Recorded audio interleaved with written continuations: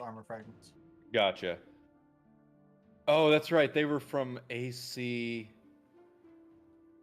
20 creature. I'm raising your AC to 33 because of the cowl.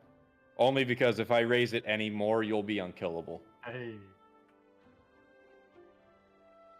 Let's see. All right, and you know everything else about it. That was literally the only thing that I had to be concerned with as a DM for your stuff. Pretty much, yeah. Okay. Oh, I do have to give you the specs for your weapon. So the Great Hammer side, the Great Hammer with the lifesteal. Great Hammer was originally what, 2d12? Yeah. Make it 3d12. The Great Axe was originally what? That one.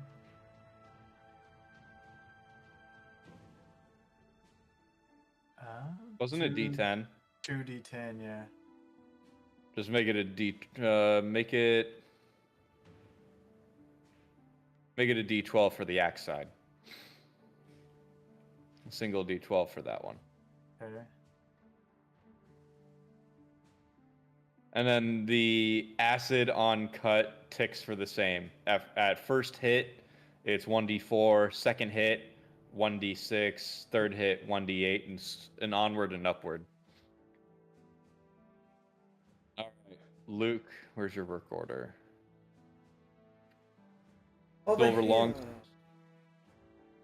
Silver longsword, 20 bestial bones for the mouse armor. That's right. So keep that. I'm gonna have to put that into his character sheet. For the silver longsword that you had crafted, not based on anything in your inventory, it seems. The silver longsword was broken down into Okay, the that's smaller right. blades for the tops of my boots, so I'm just deleting that from my inventory slot completely, and my boots now have their own tactical. I remember everything I did was Gotcha. just for tactical on my actual body. I had no big thing going on. It was all AC based and all smaller damage base. Gotcha. I raised your AC by 3 for the cloak helmet combo, and then you have the foreknowledge on anything you touch. Basically, Mimir. From Norse mythology. I do not look forward to the day you become Heimdall. Breakdown silver locks at the top. Real quick on the. Hold on, let me finish one thing, Logan. At a time, please.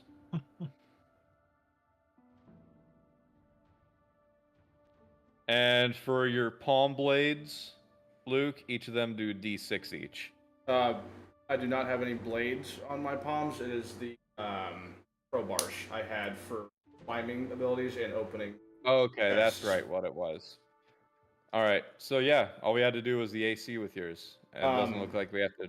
We discussed adding because we were doing a full upgrade for my actual body piece, because it was a full piece. I had the optional +3 AC for the helmet shader. We talked about making that a permanent +3. Well, is that still a go for us, or no? That is up to you. So basically, you'd be at 24 AC. Yes. Because that's the 3 from your mask and the 3 from your helmet cape combo. Yeah. Okay. That's, yeah. So you're at 24 AC. Yep, I just wanted to run that by you real quick.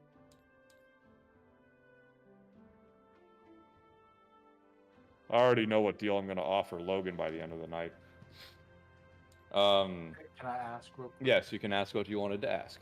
So the cowl, since it has the smoldering on it, you said Yes. I get an intimidation buff. What do I get for that? Is it just So +1? intimidation is passive. So anytime you're using intimidation, you're going to get a buff on that, a D4 buff. Now, because of that, any other charisma roll, it's a debuff. You're gonna have a debuff 1d4 because of your smolder on your helm. Gotcha. All right, that's all. If you're trying to like give candy to a kid, she's gonna be like, "Scary face." All right, broken sword, replace hilt sword with dual dags, keeping the poison and stun. Add cutting edge enchantment. You still have the cutting edge enchantment up, like you have that resourced, Chris. I can pull it up real quick. All right, as long as you know it, then I don't need to write it out or spell it out for you again. Basilisk bone, red crystal, and you wanted to do the red crystal with your sword to do what again? Oh, whenever we were going for it, you kind of just went over my resources, and those are the kind of ones you picked out. Right. I was wondering if you remembered why we chose the red crystal, because I believe we chose the red crystal to help with the imbuement so that the poison and stun and no, it was for the hit points. The obsidian, so, yeah, it was for the hit points. All right, for your sword, it same as Logan's, 3d12. Oh, hold. Okay. Yeah, I have it pulled up now. For the cutting edge. Okay. We go ahead and change mine. So it's 3d12 for the damage. I'm gonna write this down here. Okay. I'm gonna type it out on my character sheet. Sure. You said 3d12 for 3d12 for damage. And then the daggers on either side of the hilt do 1d6 on either side. So if you choose to use the dagger on that, 1d6. Sorry, you go ahead. You write. Okay. You write it out. Oh my god. Daggers. Yeah, right. 3d6. 1d6. 1d. Okay. 1d6 for the dags, and then the stun. It's the whole thing is just it's poison stun. Yep. It at the end of the day, it paralyzes. Yeah. So the paralyze, if I remember how I spec'd it in my other sheet, it's until you roll. It's a saving throw on hit, so that the poison stun doesn't take effect. If it's a failed saving throw, then it lasts until the target has a successful endurance roll. So I have it written down right here. Poison stuns, magic, yeah, /end saving throw if done. Cool. Lasts until so dispelled or successful healing cast. Yeah. Okay. So I was kind of right in how Yep. I remembered that. Okay. Cool. So there's your legendary blade, Chris. Sweet. Have fun with your 3d12 nonsense. And Kev, here you go. Here's your work order, bud. Oh wait, no, that's not your work order. You lost your work order, didn't you? You took it, and then I haven't seen it since. I'm pretty sure you did actually take it, because I remember the last session you were asking us all for it. Okay. Well, then if I did and I don't remember, I apologize. Do you remember what it is that you wanted? It was essentially adding frost damage to the bow. That's right. You wanted to imbue Zephyr with a frost spell. Yeah, so if we don't remember it, it's probably on that board with the black. Probably is. Yeah.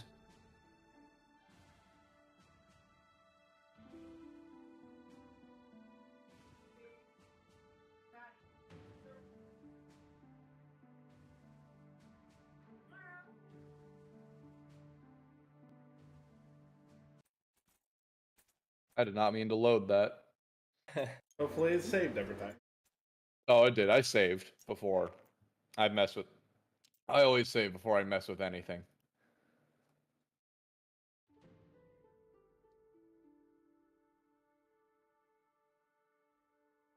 And it's not on the other board, regrettably. Damn. All right. Time to jog your memory, Kev. Do you remember?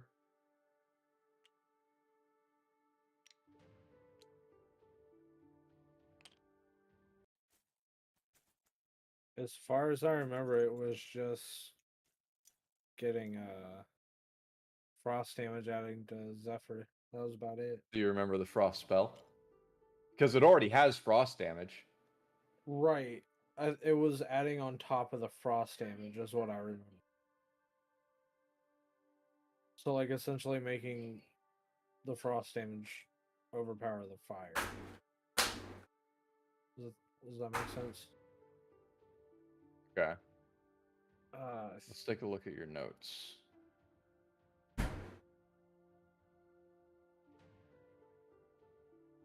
Oh, it's right here. Yeah, you have it written down. So it goes up to a 1d10. Oh wait, no. No, that's base. Yeah.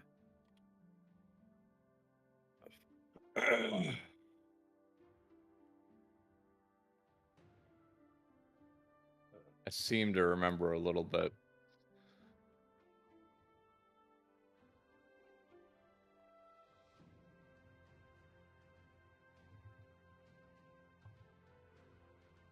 I remember now. Okay. It was raising the frost enchantment to do a 1d12 instead of a base 1d10. Yeah. And that's all you wanted for your bow, if I remember correctly. Yep, that's all You it just was. wanted an improvement on that. That was all I was really improving in here. Or it was that, and I think my chest piece. Yeah, he did something.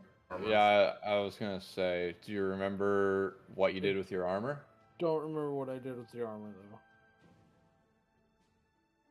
though. Or I think I reinforced it.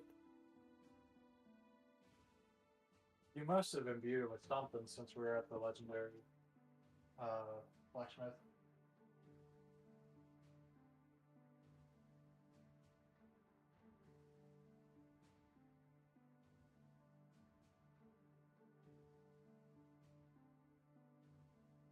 Go put some pants on.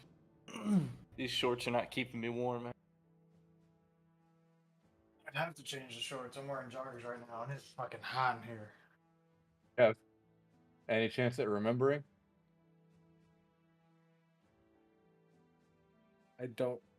I honestly think I just reinforced my armor just a little bit. Did you take any materials from Chris when you bring them up and upgrade your armor? It was like a half, or like a little piece of metal or something like that.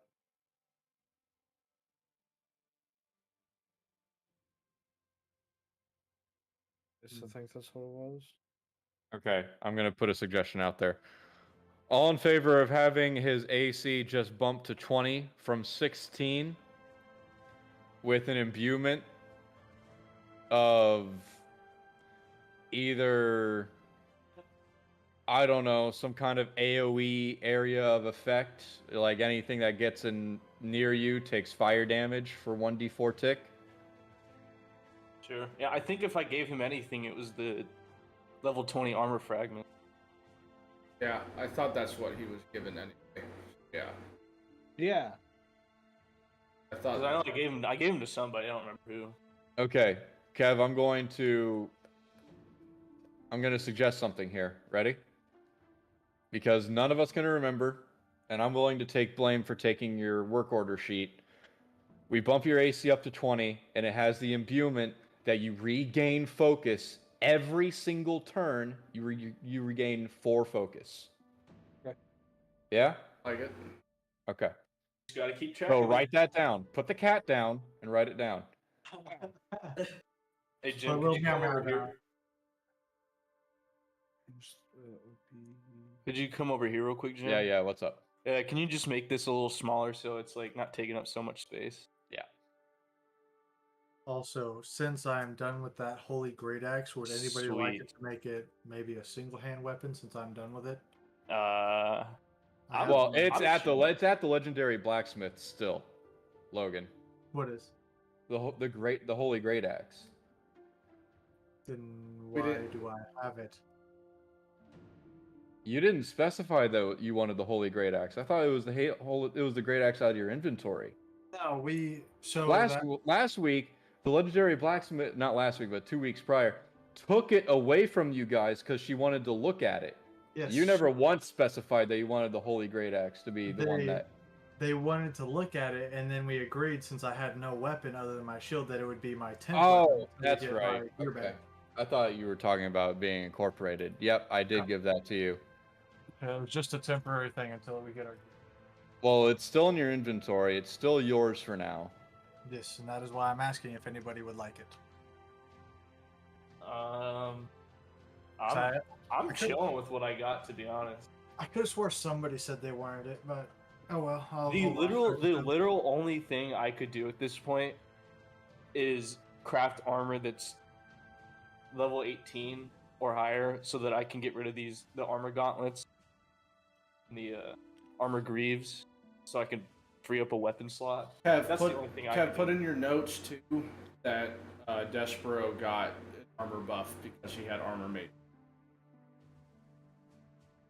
Yeah, his natural armor for most any creature is 10, but we'll say his AC is 14. We used 20 beast shield bone to create the armor for him.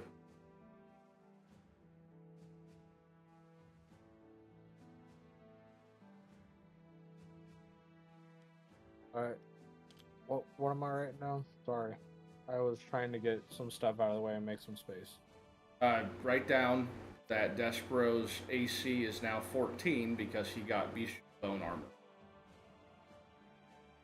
Despero's AC. What? You said it was 15? 14. 14.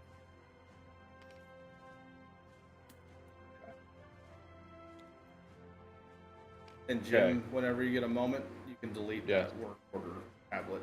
I have everything written. I'm going to take it from you. I'm not going to delete it. Okay.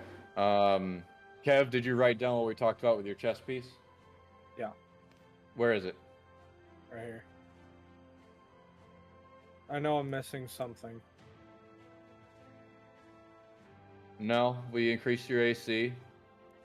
And you don't want to take a more elaborate note than every turn plus 4 focus?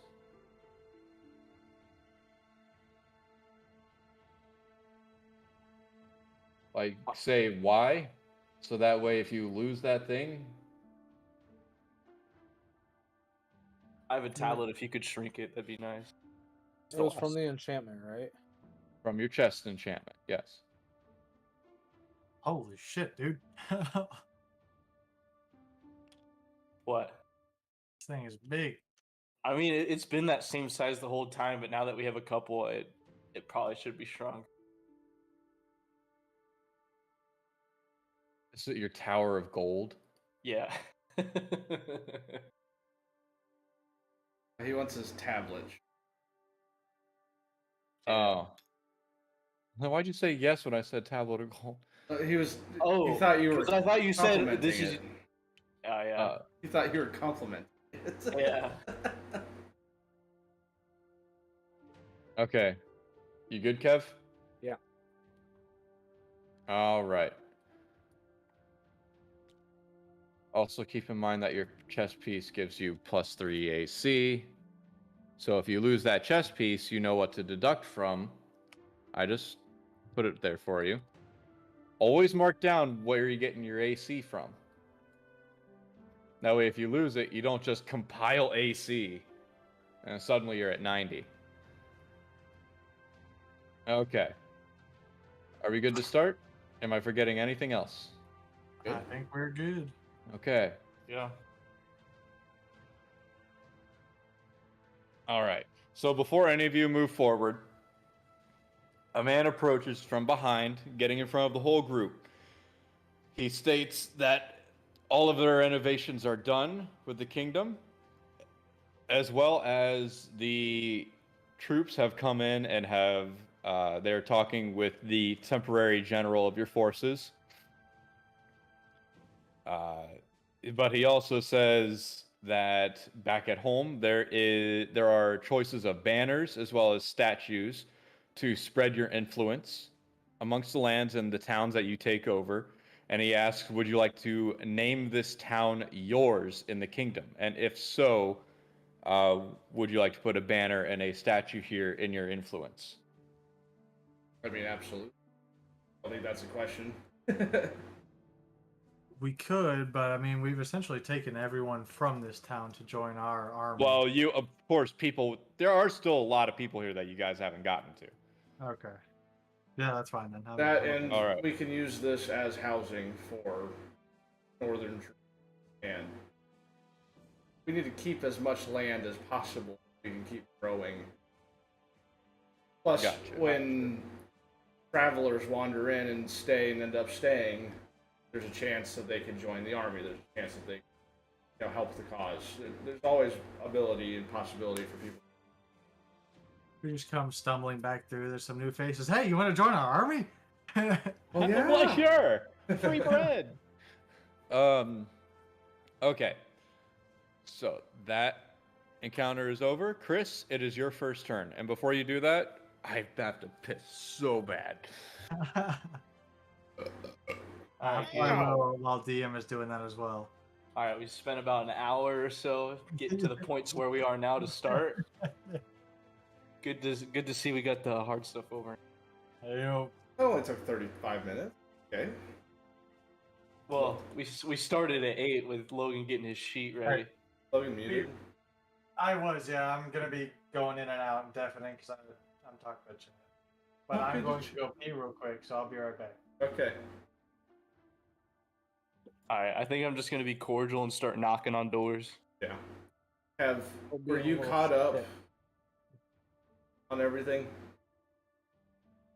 You caught up on everything that happened last week? No. All right. Chris has a pet direwolf now. Logan has Rusty now. I have my dragon. We went back to the town after killing the 2 people we had to assassinate. Rusty and the dude had built an entire fortress and started an army for it that we are now working on growing. The 2 dudes in the bottom corner here, giants. I made relations with them. We now have 1 trade route set up by boat to get supplies and stuff from the mainland. I also enlisted 10 giants to our army, and with a possible 20 more coming. So now a lot of our mission is building the army that we're going to need for the fight, the final war. So a lot of our missions are going to be a part, in turn, taking over towns, build more bases, setting up more trade routes, finding new ways of passive income, and listing people because we have to individually. Okay, let's go. Chris, you're up. All right, I'm gonna walk over to this door. Remember, right click. Yeah, my just settings pulled up. I don't know what happened. That's why it was acting weird. I want to knock on the door. Okay. As you knock on the door, you hear someone in the building say, "Go away." All right. I'm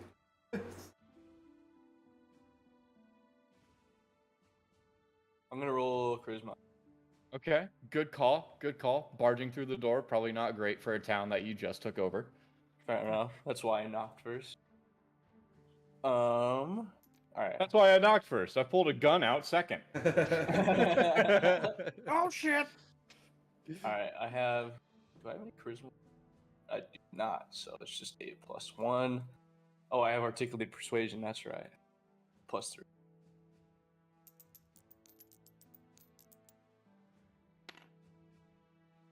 That's not very good for me. No, it's not. I'm just gonna. I'll talk to you later. No, you won't. Stay away. Kev, your turn. Kev, the reason we're going back through searching this town is stones we had all vibrated, entered city. So there's something here we can find. That's. By the way, real quick, sound off. Who has which color stone?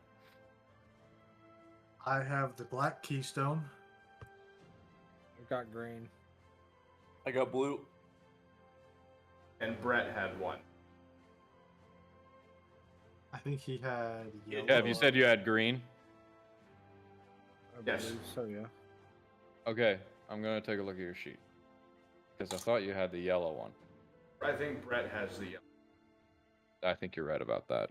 Yeah, at one point in time we checked in and there was 2 yellows. I So know think I we said wrote wrong. it down. Where the I'm not I have the counting. green. I have green.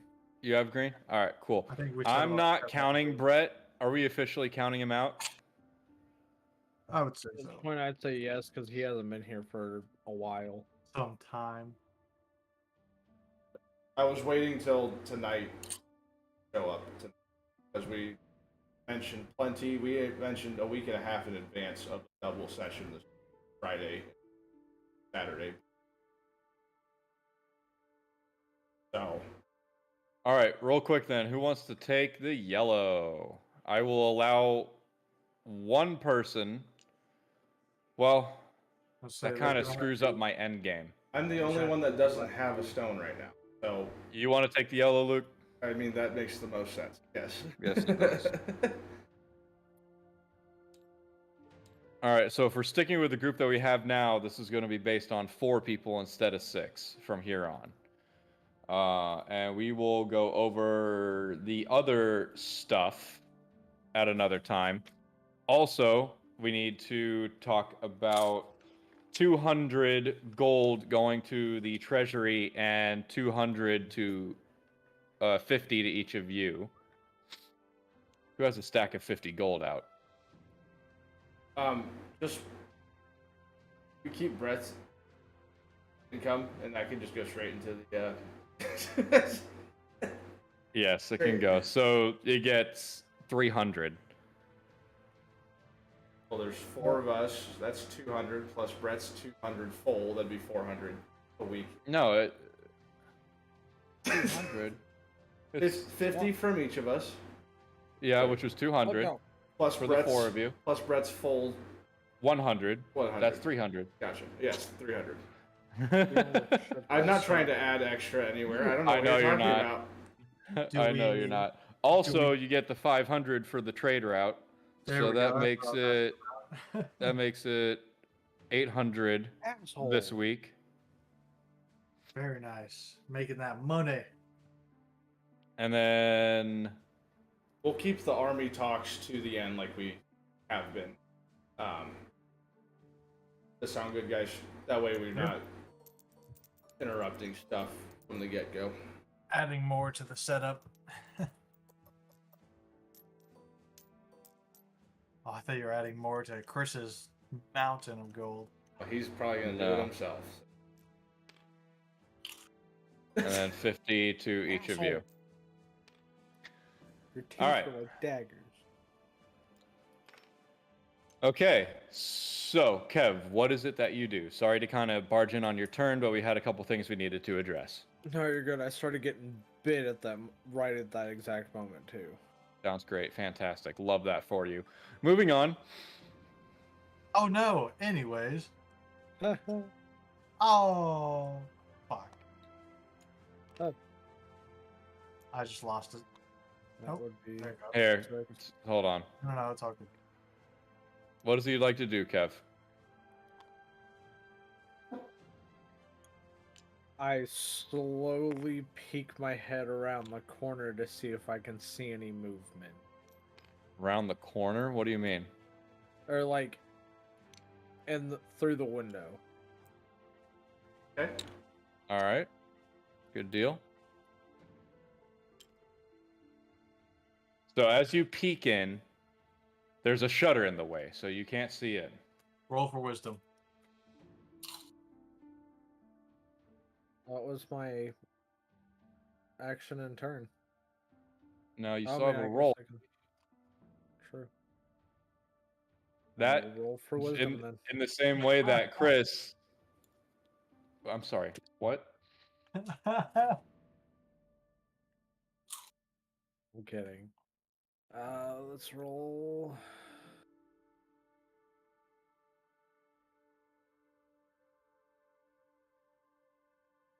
I'm just gonna say, hey, is anybody in there? Okay, roll charisma. through the cannon fire. 15. 15. So Wait, as it'd be 13. Sorry, I forgot to subtract 2. Okay. So 13, you say? How lovely. So as you Oh, peek fuck. through the window, you do manage to find a small little crack in it. And you say, anyone there? Kev, do a saving throw. Oh, fuck me. It's another rock. Shotgun.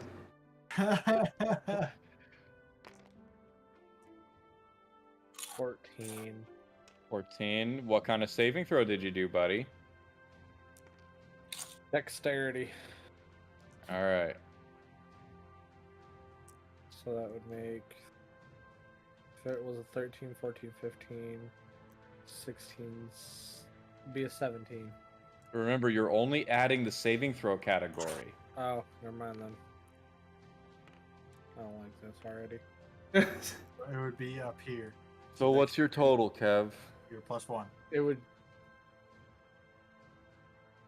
What's the risk here?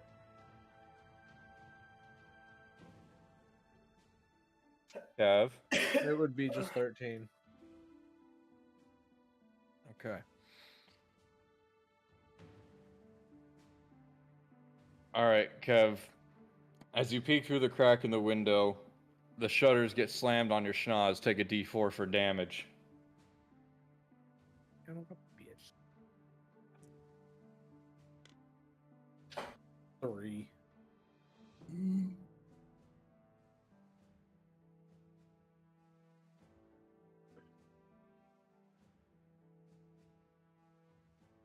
Okay.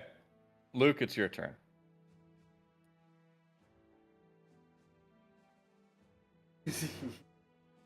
As I break down walls and buildings, running through the town with my lizard. Speed of 80. Ready with the placeholder.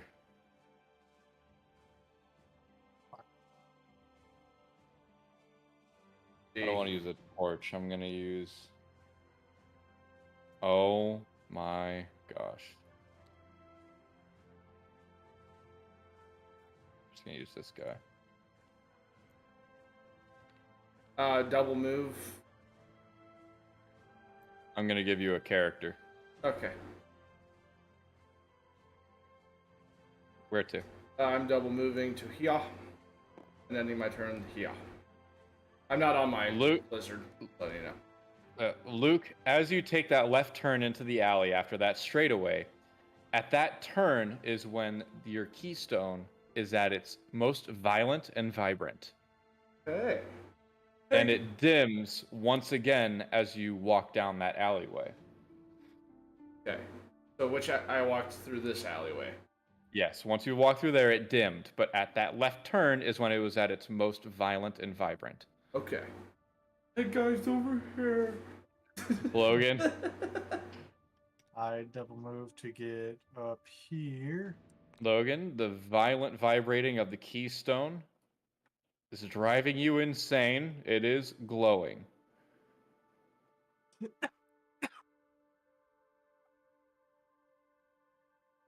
Captain.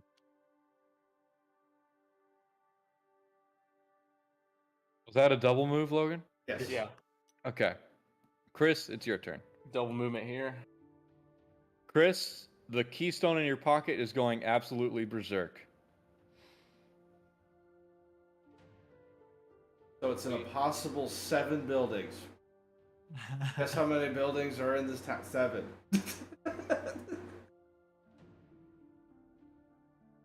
I'm just taking a guess and I think Make it's. it silly. I think it's a. all of a sudden Jimmy just starts shuffling the 3 little shacks. Guess which one it's in. Put on your blindfold. Vendor. Yeah.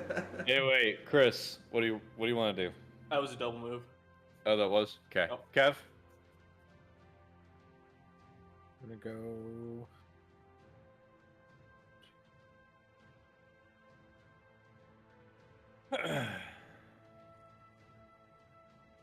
Whoop.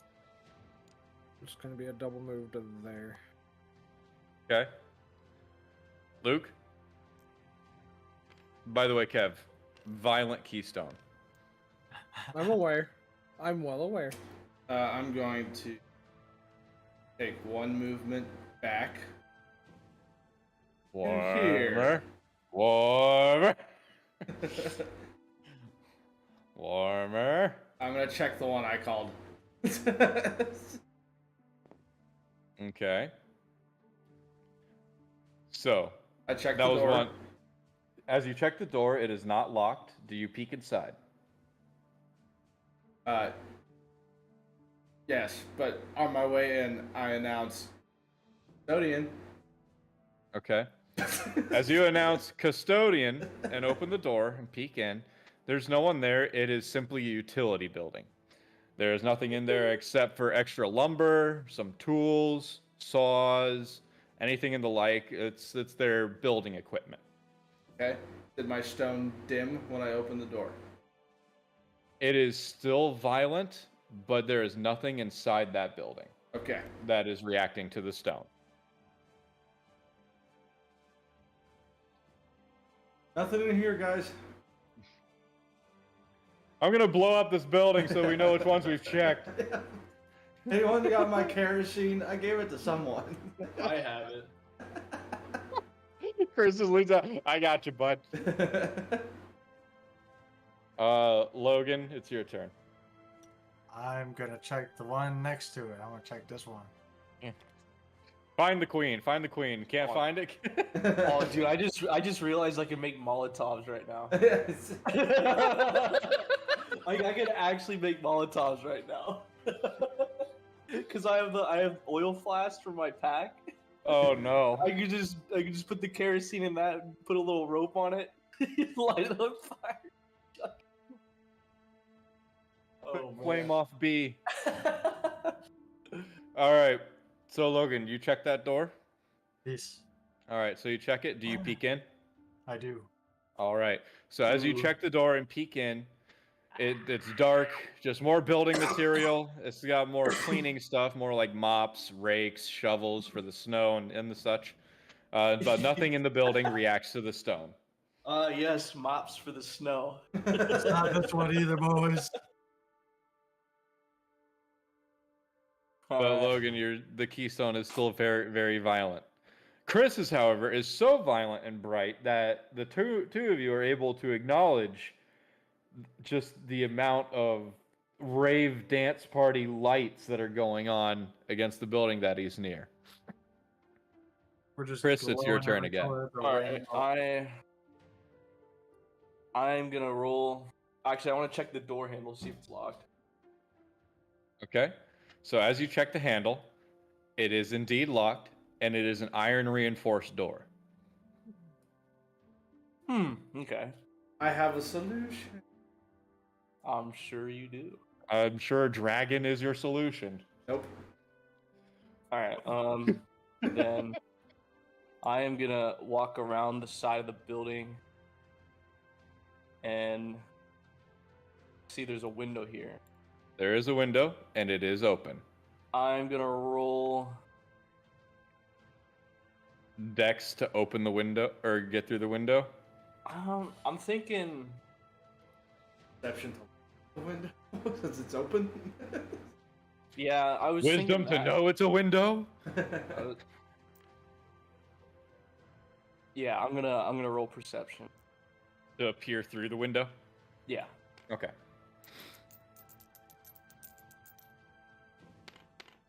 That is a Woo! 27.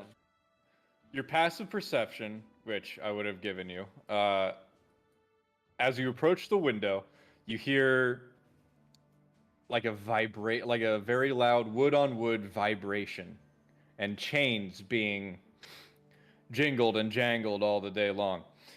You see that beneath the crack of the door on your left, there is a glowing white light. Bless you, Logan. Thank you. It does not appear anyone is home.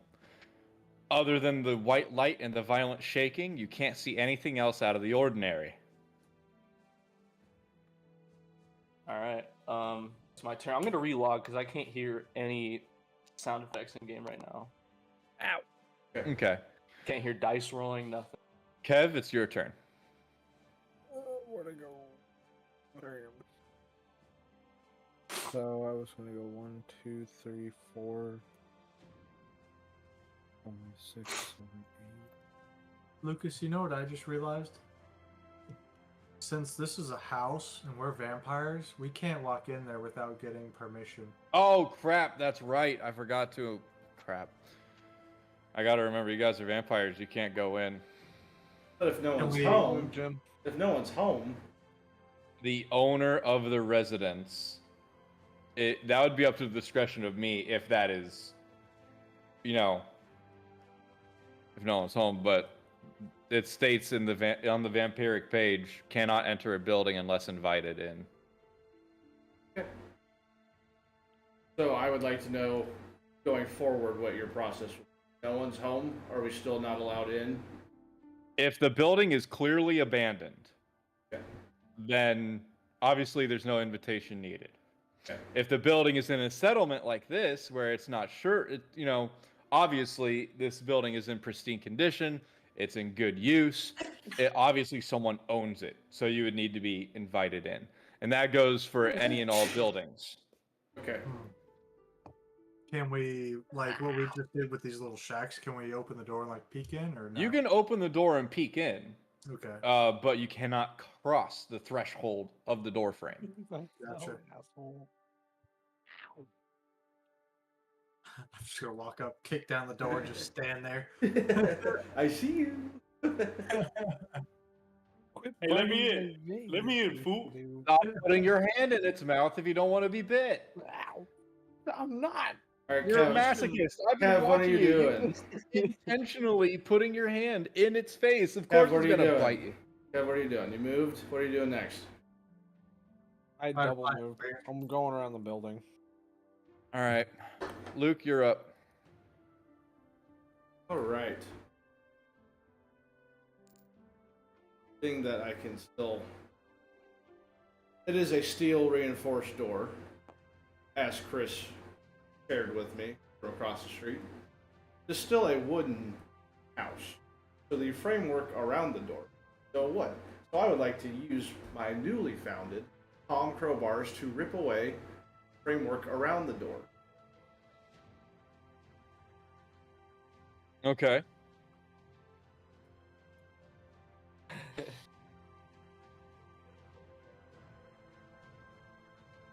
Okay, so that's going to be a strength roll, and you're using a D4 for the use of a tool. Question, and I'm going to let you make the decision. I'm not going to fight you on it. Since it is 2 crowbars being used, essentially, would that be 2 D4s, or are we still just using 1 D4 for both of them? It's just 1 for both of them combined. Okay.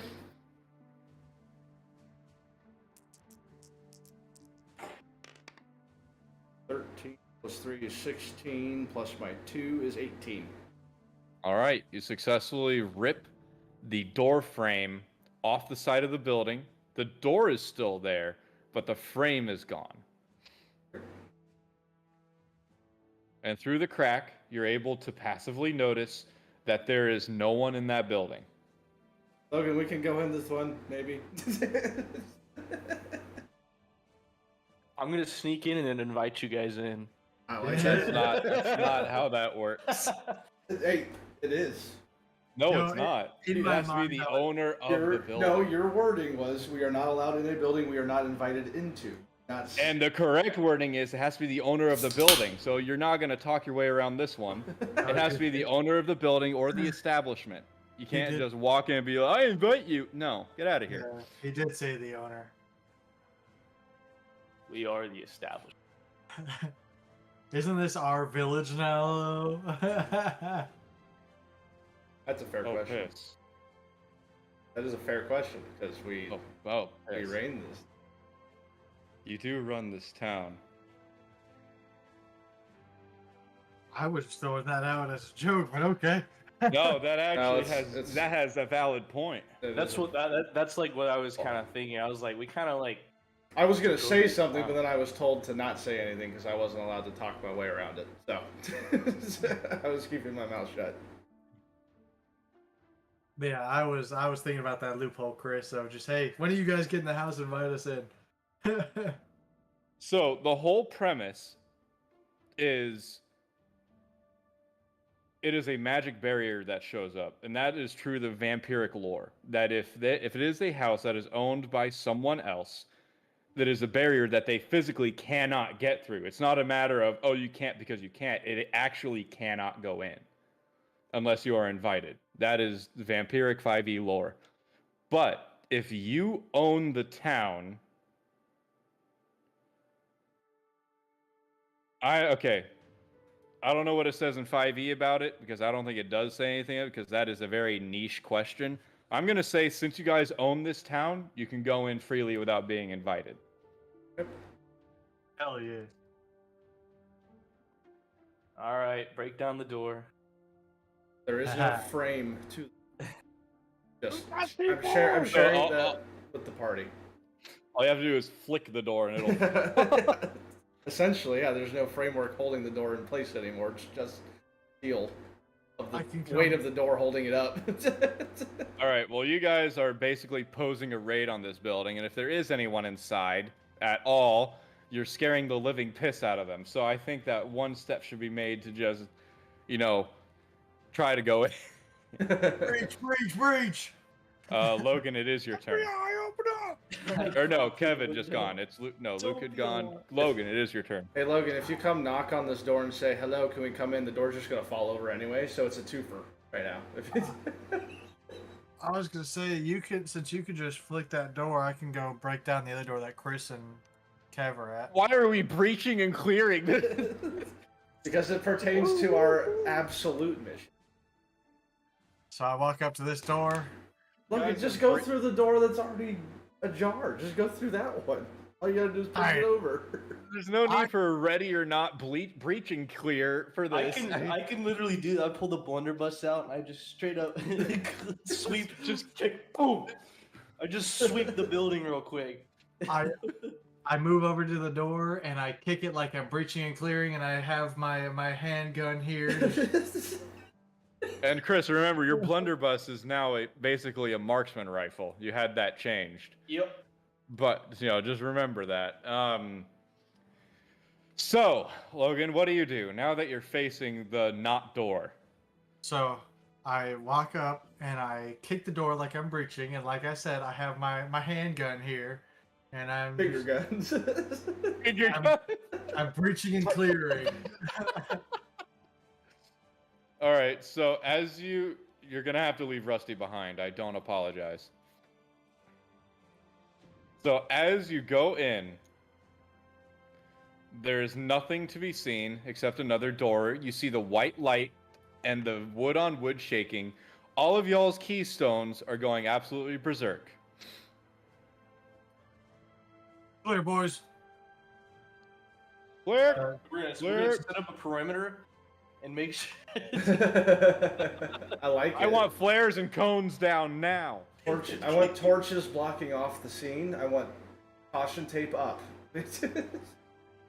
Logan, I want you to direct traffic. Chris, you're on civvy duty. Yeah. Get the helicopter ready. Oh. We're gonna have a searchlight. Kev doesn't even know what we're talking about. He's been playing with his cat. It is Chris's turn. It is. All right. I'm gonna make my. Oh shit. I didn't realize. I'm gonna make my way around into this building with Logan. And that'll do. Does this even have a handle on it? It would appear not. Get down. Get down. You know what? I'm gonna have Gunner break that door down with his strength. A Gunner? What? I changed the name of my direwolf to Gunner. Oh, okay, cool. All right. So it's not Snoop Dogg anymore. No more Snoop. Okay. I love that name. All right. So you use your direwolf strength to break down the door. All right. Go ahead and roll for him. Broken Did we nail. ever determine damage? That on it? is gonna be a 19. Woo! That's gonna be more than a 19, bud. That's a. Oh, you're right. Wait. I have a +6. Yeah, yeah. I thought it was gonna be a straight 20. All right. So 19. You successfully. Can I delete this? I can't. Nice. You successfully get through that door, and it is revealed to you a very intimidating looking chest. It has 3 locks on the front. The hell are these motherfuckers keeping from us, man? I don't even think As they you, knew. as you approach, all the keystones start to hum in unison, including the chest. All right. Okay. Time to get into the chest. Now you have 2 ways of going about this chest. The one is going around finding who has the 3 keys, or the way that you guys have liked getting into chests, complete and utter brute force, smash and grab. I like Plan B. Oh, watch this be like a mimic that's twice as big and Do you strong. not remember what happened last time you destroyed the chest? I pancaked a mimic. You God. bonked it on its noggin and you pissed it off. I think is the more apropos description. I gave it a pretty good dent on its head. So yeah. Not fuck with us. Yeah, just wait until it shows up again. Oh, I'm ready for it. Alright, I have... Ow! All right. Ow! Ow! I have a thought Okay. for the party. Stones are vibrating uncontrollably. They're that close. What if we touch all 4 stones to the chest? Do you think the physical force would be strong enough to break itself open? How violent things. We could try it. Give her a try. I like it. Just a strong ass Go Power Ranger! No, that's the what's Mighty the Morphin God! That's Captain Planet. Oh, Remember yeah. they all touch their rings to turn into morph into things. Yeah. So I'm just gonna put everyone in here then. The whole party. Why can't I move Kev? Why You can't I gotta move grab. Kev? I can't move him either. Only Kev. You can gotta move grab. Kev. You have to grab Despero. I can't shrink you anymore. There we go. That Okay, worked. so we're just gonna leave Kev outside. That's We're gonna leave Chris outside. We're gonna leave everyone outside. So the whole party takes out their keystone and places it to the brim of the chest. The violent shaking becomes so earth-shattering that it shakes the locks loose. Solid. Go boys. Inside, the white keystone for the Sword of Cain comes out almost magnetically to each of you. Who would like to carry the white keystone? Oh, I would say I could carry it. question for DM. Yes. Could we make that up to a die roll? Whoever gets it, that is who the white keystone to the Sword of Cain was drawn to. That plays something later. like that. Please explain that one more time. I don't think I So understood. we're all gonna roll die. Whoever rolls the highest, that is who white stone felt strongest connection to and was drawn to magnetically the most. That could play into. So something. basically, who's gonna wield the Sword of Cain once y'all get it? It could be that. That's up to your discretion. But it was a thought that came into my mind was this white stone was a decider on something later in the campaign down the road that whoever it was drawn to immediately magnetically, that is what plays a part in the campaign. I would say yes, but I feel like that is asking the DM to alter his story. And that's why it was just an idea. It was just an idea. Let me think on it, but for now, someone will carry it. Who wants to carry it? I can carry it temporarily until we determine what we want to do. Fine. I'll take Yeah. one. Oh. All right, so Logan has black and white, Chris has blue, Kev has green, Luke has yellow. There's one more keystone of Cain to obtain. Go, boys. So now that that has been got, would the party like to travel onward towards the port, or would the party like to go back to the fortification? I'm down to go check the port out. I'm thinking. So when it came to my list that I sent out, you need to establish at least I said 4 or 5 ports for the amount of ships we. So I'm all in favor of going to check out the port and establishing that if we. Yeah, let's do it. Sounds good to me. And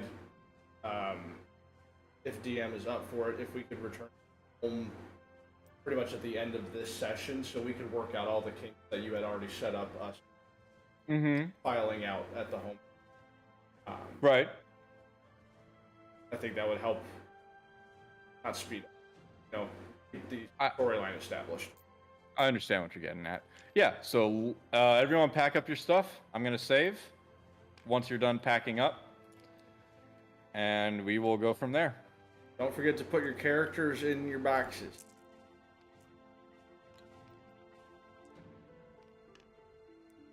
And Jim, I hope you know I wasn't trying to argue with you there. I know. I was just because I was getting I don't know what the rule is on this. That's why I had to take a second to think okay, the actual vampire lore, what is it? What's it based on? And so on and so forth. No, I just wanted you to know I wasn't trying to argue in any way, shape, or form. Oh, I know that, bub. But I also know you, that you like to see what you can get out of with your wordplay, which I respect, and I think that that's awesome. But screw you. You'll get your turn. You'll get your turn. I can't do that like you can. I'm just not capable. Yes, you are. Everyone is capable. Where did my character go? Where you left him, Kev? Sitting right here with Despero. You have to grab Despero.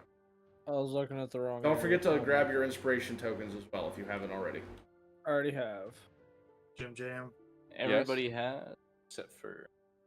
Yes, Logan. I cannot move Rusty's character sheet. Oh, he probably locked it. I probably locked it. Yep. Boop. There we go. Thank you. Don't forget your die over here. Thank you. You can put it in my box if you. Yeah, I'll throw it in there. Okay. Everyone has their characters, and everyone has all their stuff. We're gonna start doing that. To combat. Yep. Yeah, we're gonna start doing that double check every time from now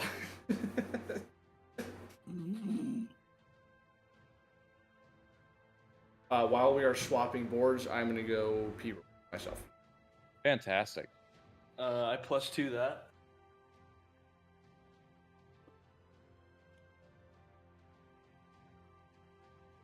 We'll try and finish this other drink real quick, and then I'm gonna go grab more and probably go to the bathroom as well.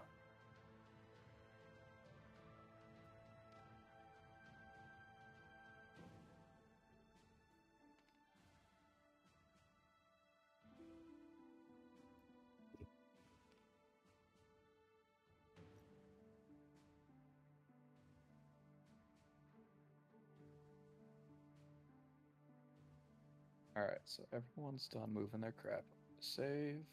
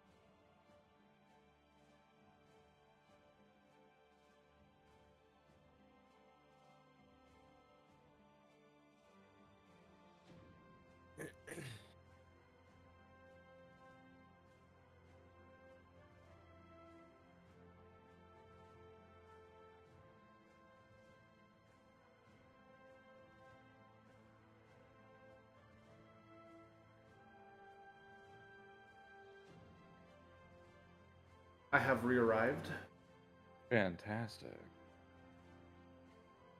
I have a really exciting idea to share with you and Logan that I talked a little bit about with Chris and Jim All right. last session. I'll wait till the end of the session to share it.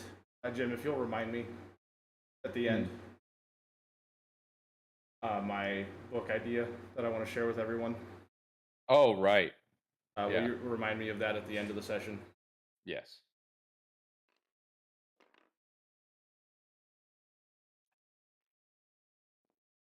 I don't know if anybody would be interested in Uno tomorrow night, but I did find a scripted Uno.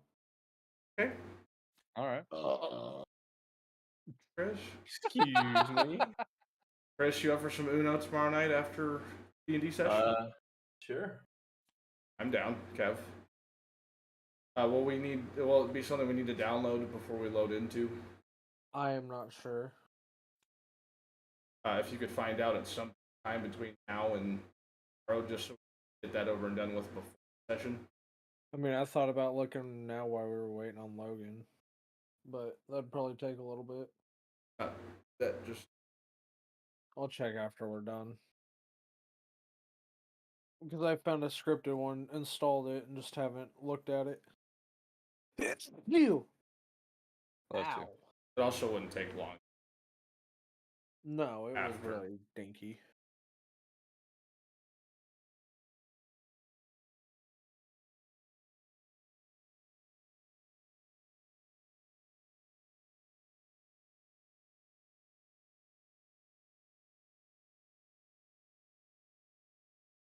Guessing Logan's number 1 turned into a number 3.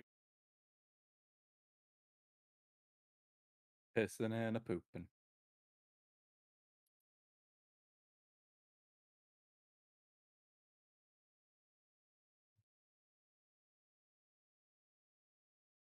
What does your shirt say? Huh? What does your shirt say? My what? Oh, Wanta Fanta? Fanta Fanta. Wanta Fanta? Logan, I have a really exciting idea I'm going to share with everyone after session today. I heard you. Okay. And Better not, no, boy. my number 1 did not turn into a number 3. It's a fair question. It's a fair question. I'll give you that. I just tried to down the rest of my other drink, and then I went to grab another one, and then I went to pee. All right. Shall we unbox, Jim? Yes, go ahead and start unboxing. Oh, oops. Hey, can I ask a quick question, guys? Since there are 4 of us now completely, could we all take the spots by our names? That would make things easier. That's fine. Kevin and I are Gucci then. No, I know. I'm just saying, like, I've always been in this left corner. Logan, would you be up to and or willing to swap sides with me? That's fine. Yay. Also, Logan, this bar right here is our center line. Okay. So we can actually expand to that bar. I'm glad we have more room. That's what I'm saying. So much room for activities. So much room for activities. Chris, you want to share the cannon? No, I'm good. Alright. My rolls have been pretty Gucci. Mine have not. Here's your die over here, Jim. You're gonna be garbage now. Thank you. Logan, I'll share the cannon with you if you want. Oh, no, I'm good. Don't worry about it. No one wants your cannon, Kev. Okay, fuck you. Okay, Missy, we are not going to play with the fucking mouse cursors. I think we are. Just a thought. Jimmy, if you need my figurine, they're at the start. Oh, shit. Place it at the straight path, not the forked path. I just put it where our chests were. Just put it at the straight path, not the forked path. Also, are we at full HP currently or no? Yes. That's up to you. Yeah. because you guys Kev's haven't not. seen. No, Kev's not, but yes. Well, that's because he took damage. But the rest of you haven't taken damage in a hot sec. Sorry. Excuse me. I mean, it's not like I can't use a healing spell and then just regain the focus. Would it be easier if I had another red drop for my direwolf? Yeah, I could Keep copy track. paste. I could definitely copy paste for people with companions. Yeah, that'd be easier.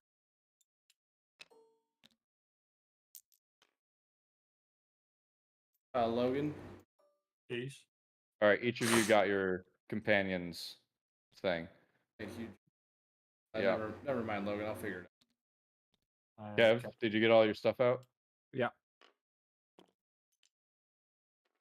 All right, Tokens, can you just work with me? Come on now. I forgot I had this dragon orb still. I still have my fucking ambrosia, man. Delete it. Unless you use it. Don't forget to do that. We still have yet to go to that dragon orb or whatever. We were waiting on our gear. Kev, there's your health droplet thing. Oh. I have a feeling this dragon orb is Thank going to be you. one of those things where we complete the story and then we go back and we're super overpowered and just slaughter whatever's on the You're other at side. it right now. My thought was once we go check out the first port, then we go back to home base to reestablish.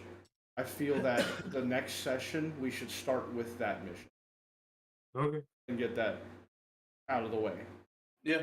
Sounds good. Because like after we do port and go back to home base, that'll be a great kind of like breathing moment where we can just gain thought on our direction group, and we can start fresh next session tomorrow, meaning we can start the dragon orb. Unless you're not ready for that.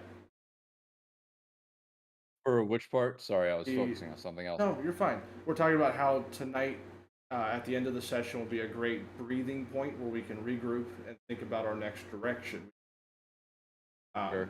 And tomorrow's session would be probably a great opportunity for Dragon Orb.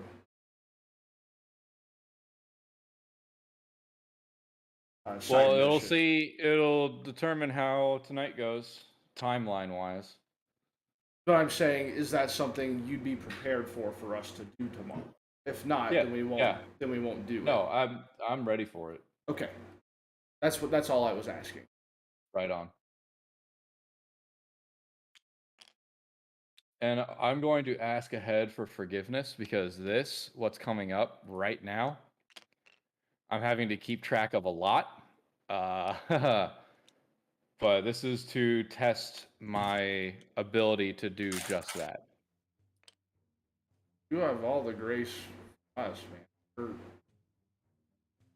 I think the entire party can along for the ride. You're the captain, and whatever goes, goes. We're not here to, take away or tackle anything you're doing for us. That's not any part of us. I appreciate that. I truly do. Show enough patience with us overall, so. Yeah, but that's okay. I mean, that is what DMs sign up for, essentially. Yes. Is patience. So. Absolutely. Yeah, it sure is. It is. Okay, so just to lay some groundwork here, the party heads south out of Winterfeld, going down the mountain. Chris, why are you throwing your gold everywhere? I am not. I was just splitting it and it bugged out. Yeah, it bugged out a little bit, but All right, yeah. we got you. Chris was doing the correct thing that you asked him to do, and he rebelled against from the get-go. the problem is I'm missing 148 gold because it fell off. Oh, that sucks for you. Shouldn't have stacked it. You can just copy and paste that one little stack. You gotta stop losing your gold, man. What do you mean? This is like the first time I lost it. That's not true at all. There, I copy pasted you more gold. Who am I missing here? I'm missing Chris. Where's Chris? Where's your figure at? Oh, it's in the middle here. Wait. Yeah. Logan, we have so much room. I'm so happy, dude. This is the most like in order my shit has been in a while. Also, DM if you would like to copy a D12, that way we have 3. Upgrade to the latest version of what? Upgrade to the what latest version? Voice match. Which one's the D12? Octagon. Or Pentagon. So, I am the click command. Oh, okay. Shit. Yeah, I would need. No, I got 3. Never mind. I'm good. You good? Okay. Yep. I will need one more, please. Also, letting I did copy paste. letting I'm everyone sorry, know. one sec. Oh, Oh, you're okay. good. Go ahead, Jim. No, I was saying, go ahead, Jim. That's all I was saying. All right. You have 3. Do you need more? No, you're looking at Lucas's stuff. We This switched. is gonna throw me off immediately. All right. There you go. Okay. Thank you. You were saying, Luke? Anyone who would like this knowledge, you can name your blood droppers or your pets and whatnot. So, if you have 2, like I do on my set, you can name them to be your person or your partner, so that way we don't get them mixed up. Yes, Is by that under right clicking. Right Tag, clicking. or- So you right click the object, and then at the very bottom you have the option to Ah, put okay, in a name, and that way you can keep everything straightforward. Sweet. Sorry I to love my interrupt character you there, Jim. Oh, Did don't not worry mean about to. it. Don't worry about it. Okay. So, if we're all set, Yes. the party went down the snowy mountainside to the south, towards the water. They come upon a fork in the path. There's a sign in the middle that reads, "Down the left path to the east." Let me look at my map. Leads out to another open plain, as well as another village. The village name on the sign is rubbed out. You cannot make out what it says. To the path to the right is further south, towards the river, towards Port Rimkier.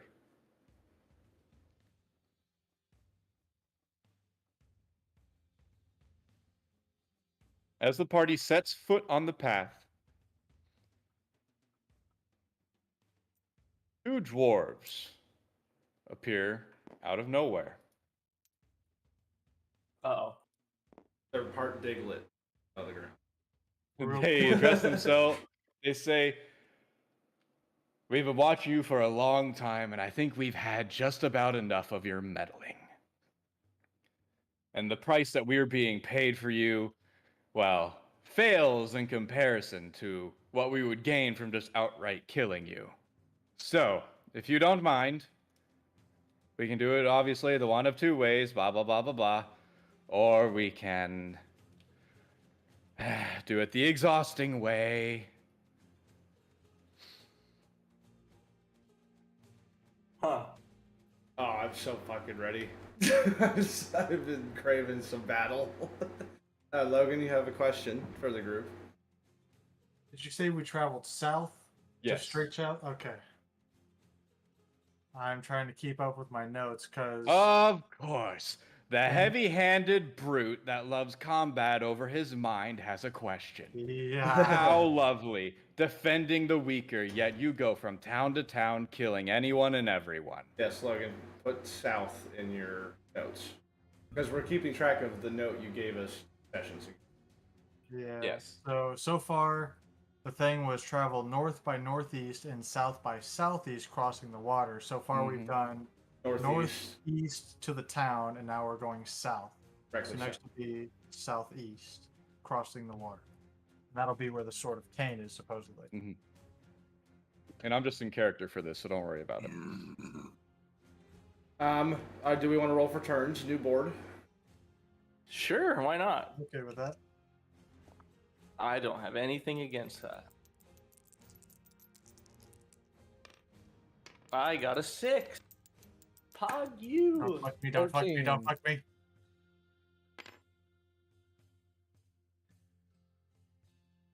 me. And you guys are right into the fight. You want no dialogue. All right, let's go. Went from a 20 to a 3. Kev, what'd you get? 14. Kev gets to go first. I got a 6 as well. Chris, I got a 6 at the exact same time you did, Bubba. I'll go after you. Okay. All right, I as well get my die out. Kev, you get to start us off, baby. I'm excited. Let's see what you do. Hold I on. start talking shit, Kev. Before we do anything, let me get my die ready. Guess what? While you're Oh, yes. Let's hear from the baggage of the group. Love to hear that. They sent 2 dwarves to come get us. Yeah, and as far as I can recall, it's 2 dwarf-like people that gave you the most problem. Let's hear more from the rogue that can't assassinate anyone. Oh, but you have one, but you needed help with that. That's Damn. all. I move up and then I'm Hold casting- on. Oh, okay. Okay, so Kev's first with 20, right? Who got next? I'm second. With what? 6. The rest of you rolled less than a 6? I rolled a 6. All right, well, I rolled a 19 for Shade, so Shade's going to go there. And then let me roll one more time for Barak. 20. So I'm going to choose... That was a 4 for a split second. For us, yes, it was. I'm going to have Barak go after Shade. So Barak takes 18. Luke got 6. Logan. I got a 3. Chris. 6. Chris, you go after Luke with a 5. Logan got a 3. All right. Okay. Here we go. Let's have some fun then. Kev. I move up and I cast Healing Word. All right. I see that you're casting magic, so I'm going to use Uncast. Automatically dispels the cast for no roll. And I'm going to deduct my focus points.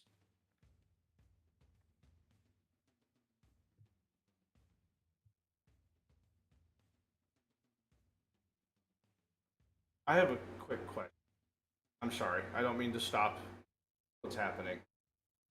It is something I need clarification myself on. While riding a companion, how are we going to work? I understand he goes directly after me in action. Mm-hmm. But if I wanted to do a combo move with him, how do you want that to play out roll-wise? Each of you would have a action. So if you wanted to cast a spell while he uses fire breath to create something else, like maybe you want the fire to stick or spread well, or maybe you want it to be some augmentation to his fire, each of you would get an action. Okay, so But neither of you would get a movement. I will wait for my turn to explain to you. I'm sorry, I shouldn't have interrupted. I'll wait for my turn. Oh no, you're fine. Don't worry about it. That is a good, valid question. Okay. Kev, do you want Despero to do something? Not just yet. Okay. I'm putting everyone's pet in on the list so that I don't forget.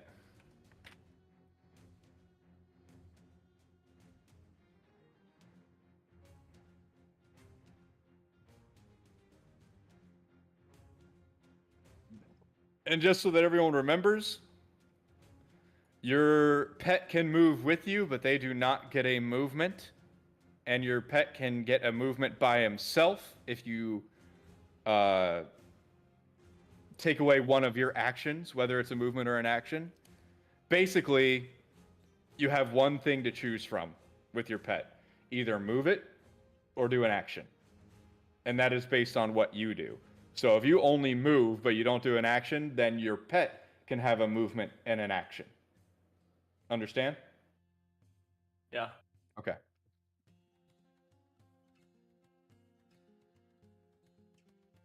All right. So Shade is up first in the retaliation. Oh, let's see. I think I will take out the healer of the group.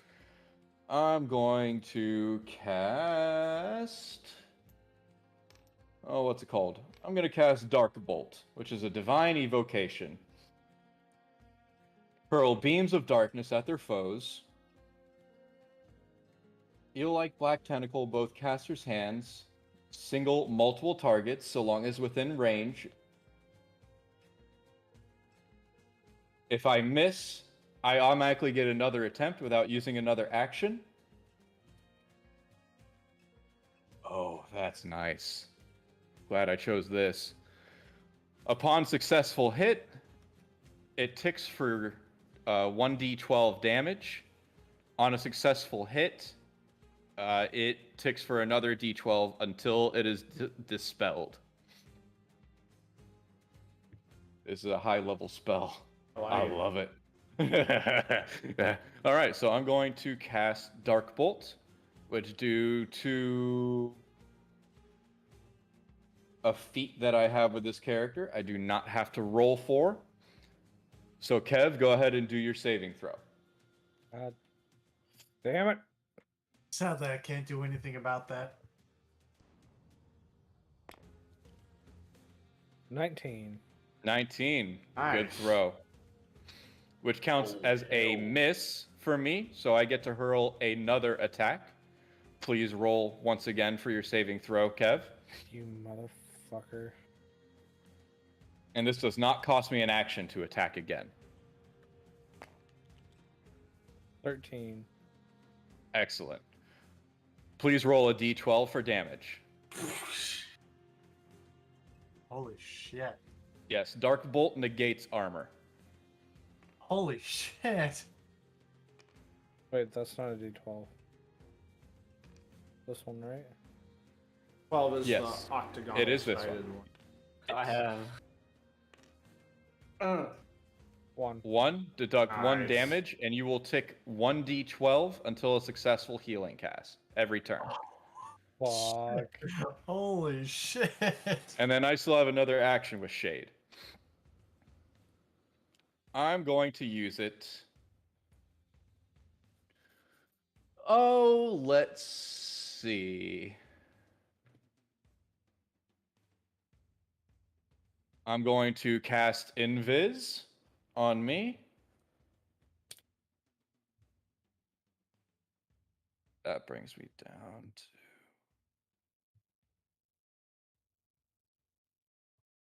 that, and I'm going to have Shade run off into the forest. I'm going to keep a mental note of where he is in my mind, but he is invisible. Okay. I'm taking him off the board for right now. And that is the end of Shade's turn. Now it is Borok's turn. Borok is going to use...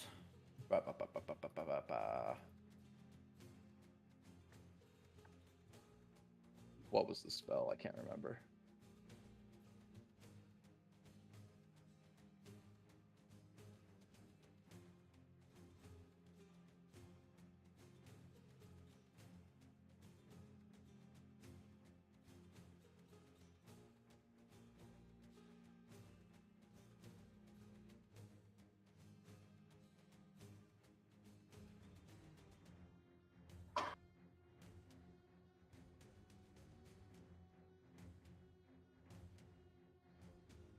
I'm going to cast Seismic Barrage. As I stomp my foot down into the ground, each of you are going to have to make a saving throw. Okay. On a failed saving throw, each of you roll 12d6 for damage.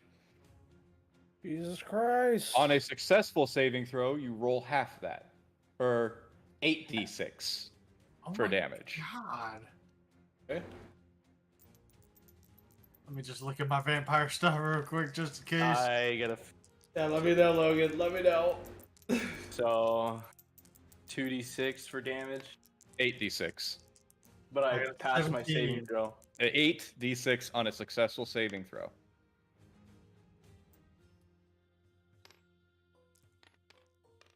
I'm gonna have to remember. 12. This is for damage. This is for damage. It does not neglect armor, so you still have your AC. Okay. I'm just. Okay. What would it have been if I didn't get the 12d6. Oh, okay. See, Oh. I'm sorry, I wasn't. You said half, and I'm like, wait, that's not. I did say half initially, but then I read it again. It's actually 8d6. Okay. Damn. Hold on, I'm using my notepad to keep track of total. Same here. That is a 26. Please deduct the appropriate amount from your health. Yep. You said it Also ignores from armor? Gunner as well. Okay. That's Jimmy, you said it ignores armor? It does not. Okay, cool. It does not ignore armor, but take away the appropriate health points from you and your companion. 18. Thank God for my bad rolls. I will say that bit. Kev, did you roll? Oh, I just had I to got say an something. 18 to start it. You got an 18 on your saving throw? Yeah. Okay. Now you need to roll 8d6 for damage. I got a 19 in total for this. Or no, I just rolled 6. I keep forgetting it's 8. Wait, do we all pass our saving? 37. 37. All right. Please take away 17 damage. Fuck. Oh no, another one. 6, 12, 18, 24, 6, 28, 30, 31. Doesn't break my armor.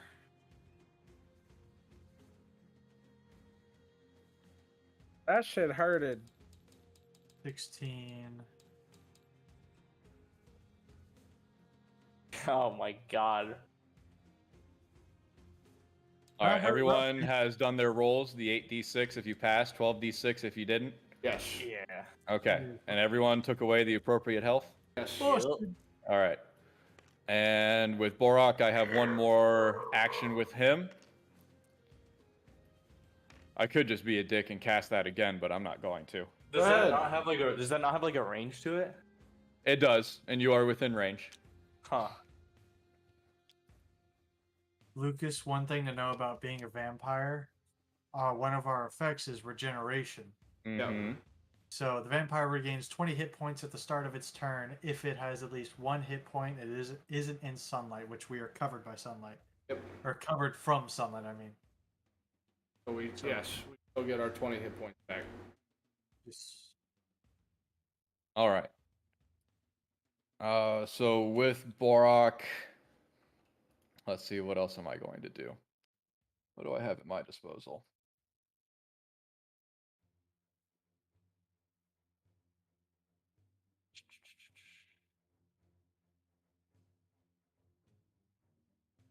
Also, Lucas, dinner.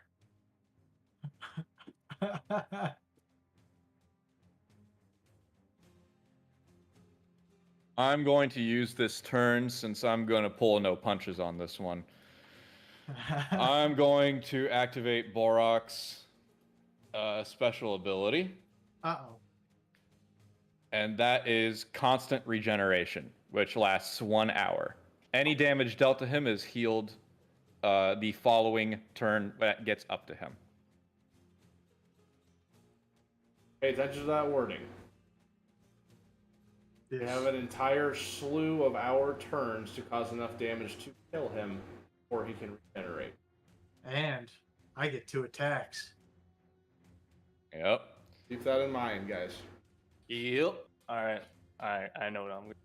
All right, so that is it for Borak and Shade. Luke, it is your turn. Yep. Now we're getting up to where I'm going to ask my. Go ahead. Let me give myself my 20 hit points back. Yep. Remember, it does not stack over your cap. No, I know. Trust me. Just in case. Since we're vampires, or really just in general, I don't know if that would give us a buff. Is there any way to regen our companions' hit points? No, they have to be not without turning him into a vampire. They have to be vampiric as well. Fuck. All right, so Borak is within plenty of speed of my companion, Yes. and my companion travels at supersonic fucking.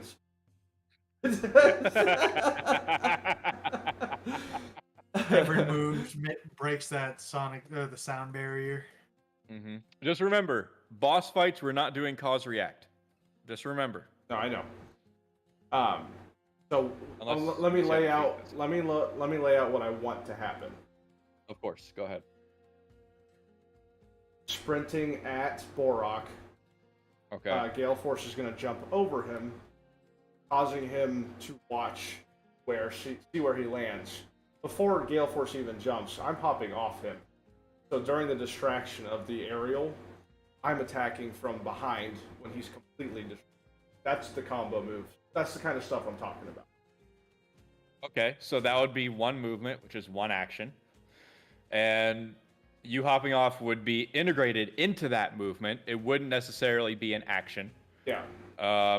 So then you'd be able to administer your action, but since you're doing it that way, each of you and your companion have one action each for this move. Yes. Does that make sense? Yes, but I wanted to make sure me hopping off wasn't me sacrificing myself, because that would be a continuation type deal.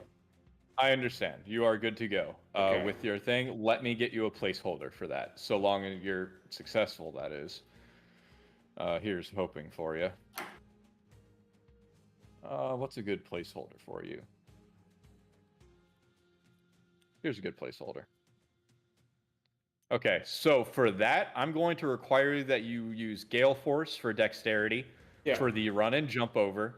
I'm going to require you a dexterity to jump off, and then that will not take up an action. That is simply because you are jumping off a supersonic dragon.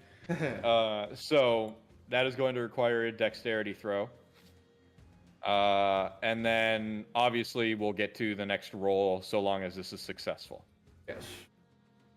So for Gale Force.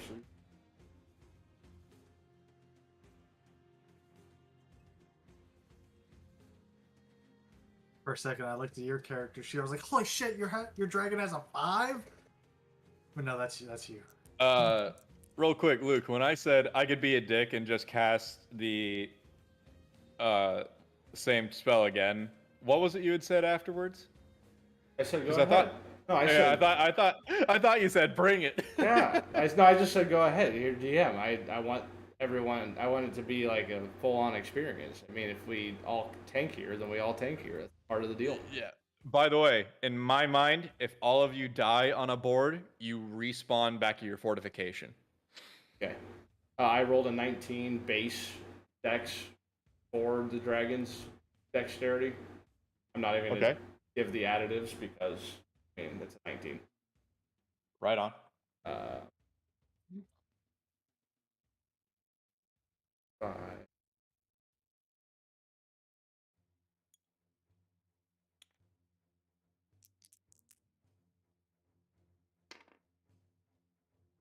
All right. Or anything? 10 total for my dex getting off of. 10 for your dex? Yes. Okay. So, your dragon successfully sprints, jumps over Borak. And then do you have him turning around? Yeah. To be in position? Yeah, in position to face off against Borak. Okay, so there, your jump roll failed. Yes. But not entirely, so you do not sustain any damage. But it is not where you wanted it to be, so you are at a distance. But I still have my action, because that was a combo. Yes, that is true. So with him facing us, because I'm sure he, unless you want him to keep looking at the group, I'm sure he's facing us at the. No, that is true. That is true. I will still Fair play. I will still go ahead with my attack. Okay. And I haven't attacked in a while. I die, correct. What is your attack? Because right now you are 15 feet away from him. Okay, so if you're placing me there, then I can't do attack. You don't want to cast a spell or anything? You know what? You know what I'm gonna do? Secondary movement to here. So he needs to make up a decision on where he wants to look. Split up his line of sight. Good strategic advantage. I like that. Good job, Luke. Thank you. Since my turn is over, I need to go change a diaper real quick. He's been crying for a minute. I will be right back in just 1 second, guys. Sorry. Gotcha. We are going to wait until Luke comes back since this is a boss fight. All right, I'm gonna go pee again because this alcohol is running through me. Fair enough. Hey, my man is feeling it right. I was so excited to implement these bosses. I was so excited. Yeah? Yeah. If anything's going to kill you guys, it's going to be these two. By kill you guys, I mean like the whole party. It's going to be these two. Yeah. If these two don't kill you, I don't know what I'm going to do. I'm going to do something drastic, though. All right, be right back.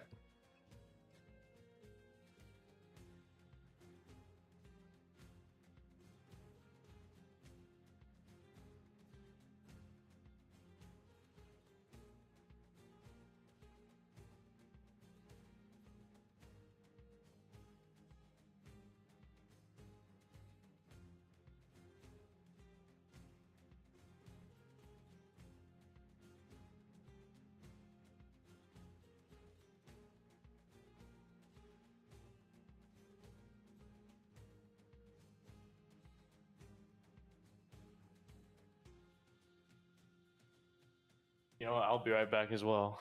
Okay.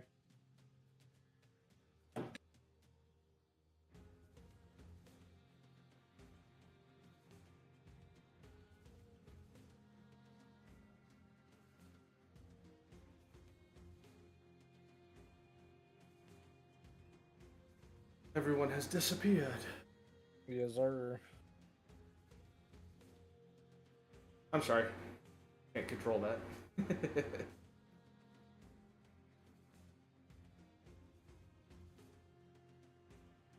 Sorry about that, Jim. Can't control that. I know that. No worries. We held for you. Have to do that. I know, but this is a boss fight. I want you to know what's going on. Appreciate it. Not gonna lie, I want an uncrustable, so I'll be back.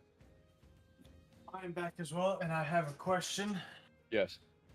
So since this is a boss fight and it's on a new board, would we have 2 MVP trophies to vote on at the end of this session? Yes. Cool. Provided you beat this one tonight. Oh, we're gonna beat it tonight. Like I was telling Chris, if there are any enemies that are going to kill the whole party, it's going to be these two. I was saving something in the back pocket for later, but I might just ain't gonna give that kind of info. Oh, I'm so ready to fight these guys, but I'm not ready to die and lose my vampirism.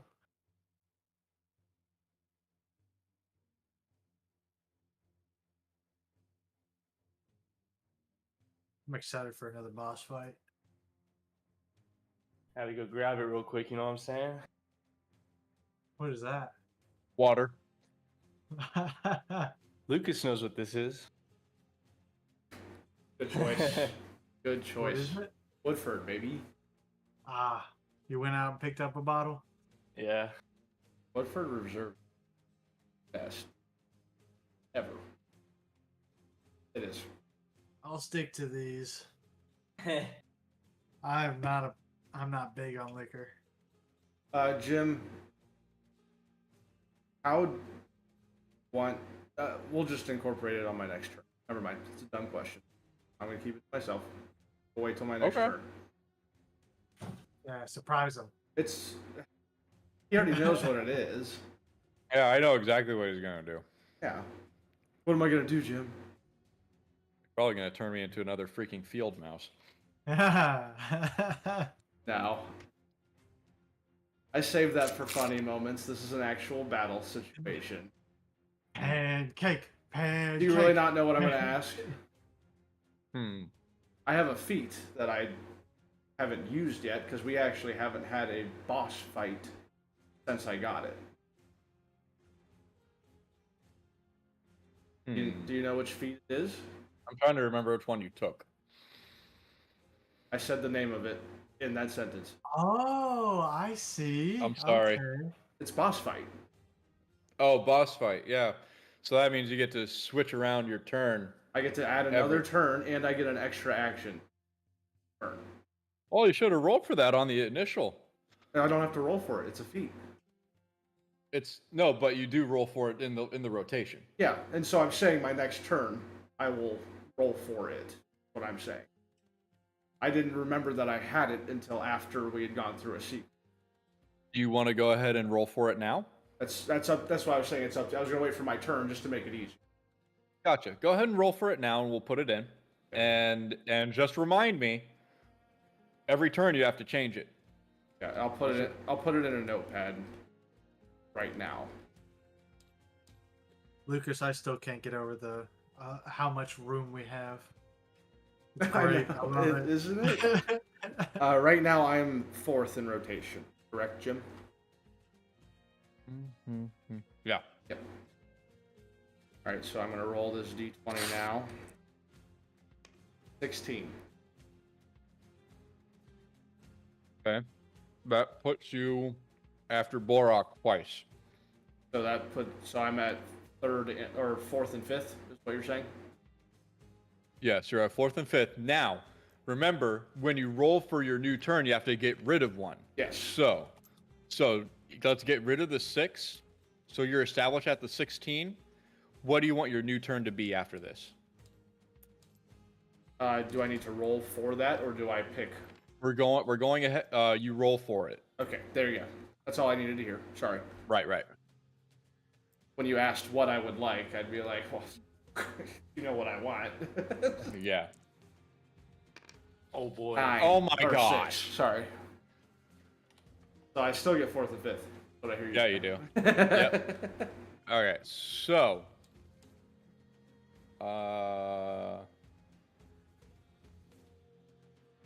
So, do you want your turn that just happened to be the 16th? Because that would be honoring something that was forgotten, and then it would be your turn again. Or do you want Chris to go? Nope. When it comes back to my turn, we'll do 4th and 5th, and then I'll re-roll at the next set, just like it has in the note. Gotcha. Okay, Chris, it's your turn. All right, I'm gonna roll. Actually, his back's facing towards me, so I don't even need to roll for for Dex right now. But my first move would put me. I gotta zoom in real quick. Mm-hmm. I had a spot pre-mapped out right here, and it's right about here, right outside of this bush. Okay. Where am I at right now? Okay. And then I was gonna go ahead and do a double move in here, which would put me right in this bush right here. Okay. And that's my turn.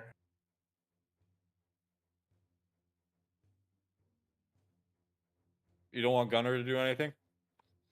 He's up next, huh? He's immediately after you. Okay. He has one action. Just one action? Mm-hmm. Either a movement or a action. Okay. I'm gonna give him a movement, so if you want to give like a little placeholder for him. Well, yours is easy. I don't mind detaching him from you. Yours is easy to detach. Oh, yeah, fair enough. Yeah, you can detach him if you want. Yeah. Right now. He's detached. Okay. 1, 2, 3, 4, 5, 6, 7, 8, 9. place him right here. Okay. Logan, it's your turn. Right, I'm just going to move up her. And I'm going to equip my new weapon, the whole staff with the hammer and axe. Okay. That is a movement and an action. It is Rusty's turn. Yes.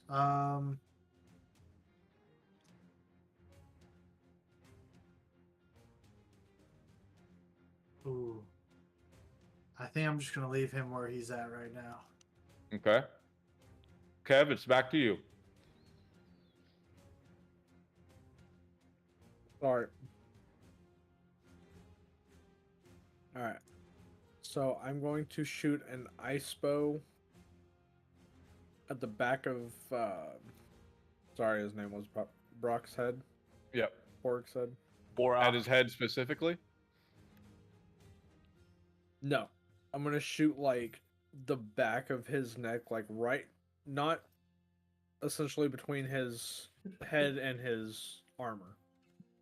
So a specific point on the body. Okay, now I know that I specified that you'd get a debuff if you made a specific point, but you do realize what you just said, right? Not only are you aiming for a specific spot, you're aiming for a spot that's this big. Yeah, you're aiming for like a certain vertebra. That's this big, and you're close to 100 feet away. That's going to be like a D10 debuff, my guy. Hey, you know what? Sometimes you just gotta risk it for the biscuit. It could be a great. Lucas puzzles up. It could. Kevin, it could be a great play. Move up and then take your shot. Hey, let him take a shot. Okay. I'm just telling him what I would do. He's got another action after this. Making that debuff smaller. But I think it's cool. Take your shots. It could be high risk, high reward. You never know. I'll throw the D10 Could work out in there at the same time. Yoink. 3 and 8. Oh. That's a D12. Oh. Oops. Did you roll for your bow? Shit. Yeah, that's what the D20 was for. No, you have roll for your bow as well. Not only that, but you have to roll dex. So you're rolling dex. Bless you. Oh, thanks. Oh, I need to do multiple D20s. No. So you're Kev, this is session 20, man. You should get a grip on this a little bit. So it's a 3, right? That's a bow and arrow is a dex weapon, so it's actually a 5. Plus acrobatics would be 6. And then you'd also be rolling for the damage of your bow, which you do not have on your character sheet. It'd actually be 8. Don't forget the +2 dex for being a wood elf. That's what I was just saying. That's what would make the dex 8. So it's an 8. And then you did not use the extra frost enchantment. You didn't use any enchantment at all in your declaration of the attack. So that is just going to be a base 1d12. So you roll a d12 for the damage.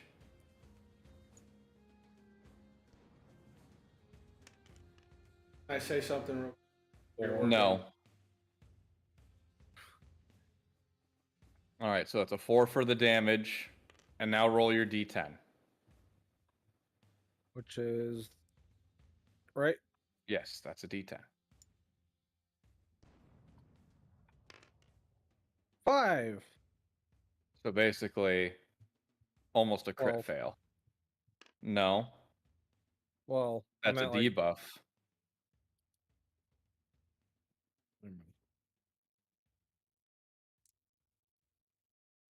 All right. So plus everything, it would be a 9. Minus 5 would make it a 4. All right. So you got a 4 on your roll for your shot. The arrow goes sailing past, nearly hitting Gale Force. You have another action or a movement. I'm going to cast Healing Word. I see that you're casting a spell, and I use uncast. God, wait, how if you're... Oh, wait, never mind. Never mind. I was about to ask a really stupid question.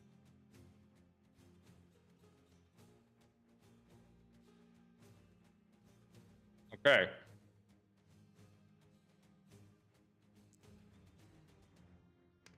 That is Kev's turn. Do you want Despero to do anything?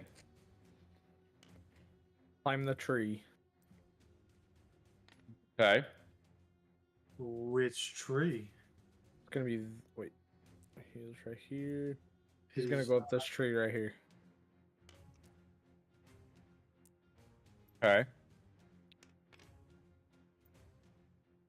Due to it being a mouse having a natural inclination for climbing, I'm not going to have you do a roll for that.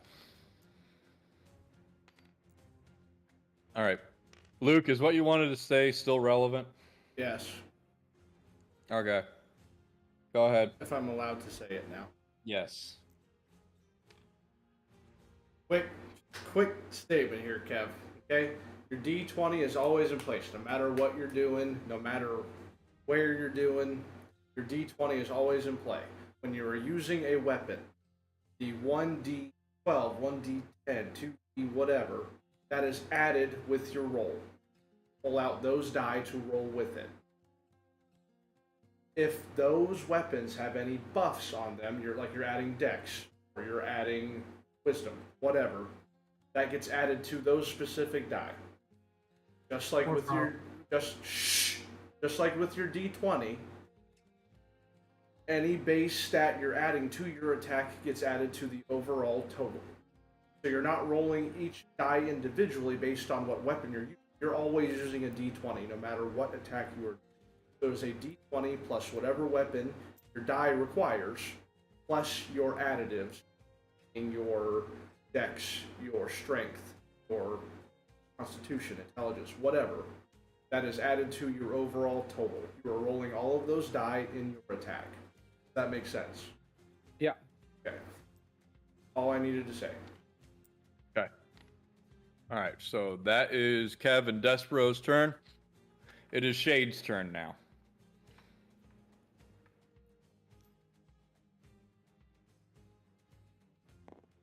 Hi, Logan. How you doing? You just gave me a kill. Oh, did I? Did I now? He's gonna one-shot you right now, Logan. I am in the robot's arm, so that is extra protection. There's a reason why I placed myself there. Protect me. Exactly. Protect me, Daddy.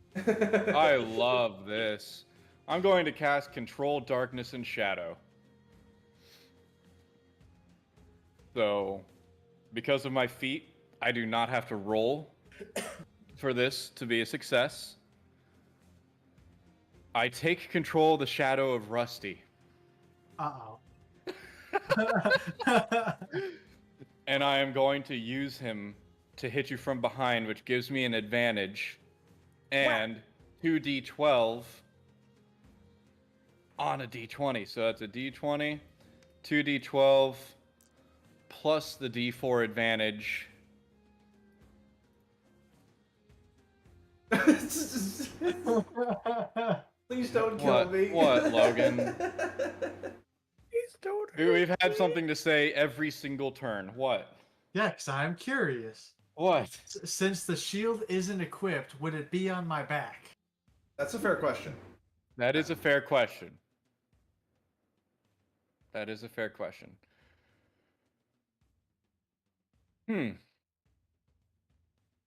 Technically, yeah, it would. I have some good points. I just don't expect them from you. Okay.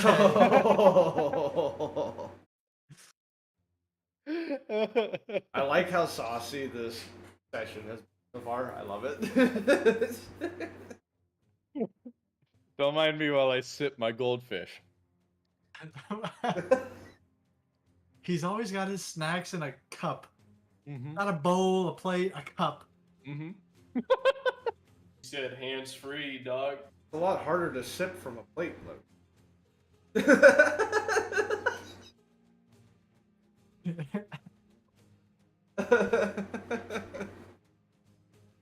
think Lucas just broke Jimmy. My fingers. Is that how you eat? Yeah. He was trying to sip his goldfish from a plate. He'd be puttering instead of feathering. He's puttering right now. That has a backstory I'll share with you guys after the session. I didn't think I'd get Chris with that one, too. I was there, bro. I know, but... Oh my gosh, that was funny. Oh, that was funny. Ah. Plus 8 charisma? Okay, thanks. Okay. So, yeah, in light of that, I got Logan. In light of that information of the shield being on its back, it's going to be a downward motion, not a forward punch. So I'm going for the head, which I will use my debuff for the specific area. All right, I'm going to roll my debuff separate. Here's the D20, 2D12, and the advantage. 29. Well, 25. All good. Rusty, what the fuck you doing? What the fuck, man? You're supposed to be on my team. Oh, I got. All right, I still have one more action with Shade, and I'm going to use it to get far away from you. And I'm going to go back to back with Borak. Where are you going? You wanted this fight. I love that position. I love that position. All right, and I'm also going to use Borak. Let's see, I can't use... I can use that, but man, if I roll bad, it's going to come back to bite me. Oh, I'm going to bite you, all right. Yeah, I'm not going to use that.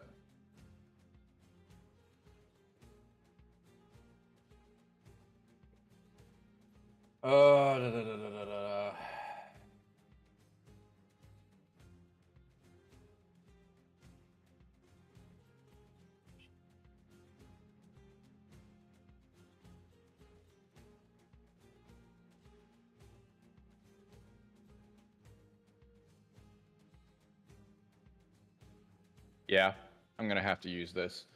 I'm going to use Tectonic Carapace, both on myself and on Shade, which is going to cost me a lot of focus points. Drain them. Good. This character's probably got like 300. Logan, you gave yourself 20 health points back, right? Oh, I'm full HP. Yeah. No, I meant after the initial damage we took from the earthquake. So, just so you guys are aware, Tectonic Carapace is a earth and rock coalescence, basically creating a earth and rock armor around both me and Shade. I gain 50 temporary hit points. While I have these hit points, my speed is halved, and I have a disadvantage on dexterity saving throws. If any of these hit points remain when the spell ends, they are lost. While I have these hit points, I gain the following benefits. My AC can't be lower than 20. You gain resistance to non-magical bludgeoning, piercing, and slashing. You can't be forcibly moved. All right. And it says at higher levels, when you cast a spell using a spell slot of 6th level or higher, the temporary hit points are increased 10 for each slot above 5th. So technically, I gain 70 temporary hit points. Holy shit. Let me make note of this. And this lasts for 10 minutes, which is 2 turn cycles, as we have determined for the 10-minute rule with Luke. So what were you saying, Lucas? What did you... You were talking about the earthquake? remember he stomped the ground, we all took damage? Was that the D6, right? It was the 8d6 Yeah. or the 12d6. I'm saying. So far, he has not broken my armor yet. Okay. In case you took damage, I was reminding you that turn we gained our 20 health points. Yep. Each turn that comes back to you. I'm going over my notes a lot. We have a lot to go over. That is true. I'll have to show you guys my notepad after this game to show you how much I have. Is it my turn? No, I still have one more action with Borak. Okay.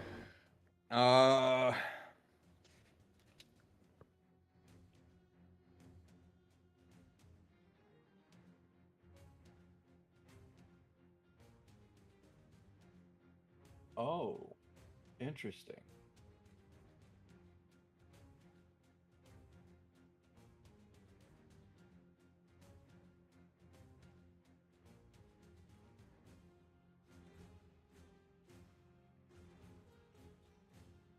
I have a game. Okay, I'm going to cast Earthen Dome on Gale Force. Earthen Dome casts a dome 30 feet in diameter, trapping the target, and it lasts for 8 hours until broken or dispelled. You can do a dexterity saving throw for Gale Force to avoid the dome.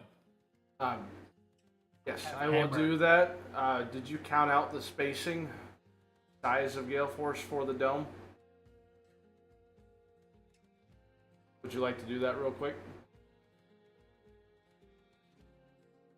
5, 10, 15, 20, 25, 30. That's a tight fit. That's a tight fit. I was just throwing that out there. All I was doing. Yeah.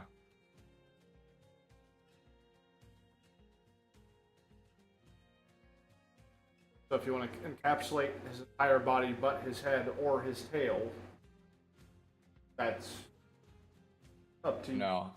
I'm going to retract that because you're right. That is... If you'll allow me to retract that, in which case it'll just be a failed cast. No. Absolutely. If it's not going to work, obviously we wouldn't know the cast is happening. You know what I'm saying? So yeah. You're also DM, so I'm not going to take away a cast from you. Well, I was just putting it out there. Just remember that for my turn. Put that in your pocketbook, you know what I'm saying? Yeah.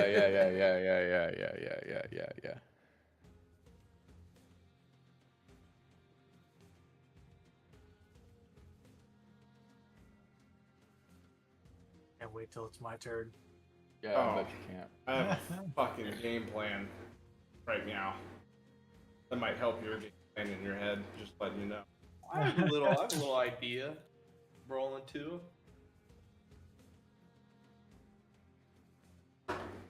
Actually, while you're looking over your stuff, Jim, I'm gonna look at mine. Yeah.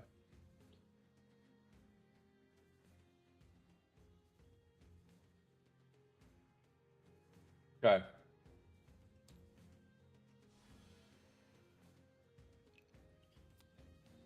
Well, if you're ready, I'm ready. You do your thing. I just need to find my card I need. Yes. Gotcha. Go ahead and do what you're doing. Yes. Yeah, I'm gonna go ahead and cast Arcane Hand with Borak. I'm gonna piss. Okay. This Arcane Hand, I'm going to use its interposing hand form out of its 4 forms that it has. Or no, I'm going to use its grasping hand form out of the 4 forms it has. And that at higher level, which applies, the creature takes 2d8 damage from grasping. And so long as the target is grasped, it takes 2d6 tick for every turn. So I'm going to use Arcane Hand on Luke with Borak, which I do need to roll for. Great. And that's a 100-sided die roll, too. Great. Wonderful. I didn't even know that was a thing.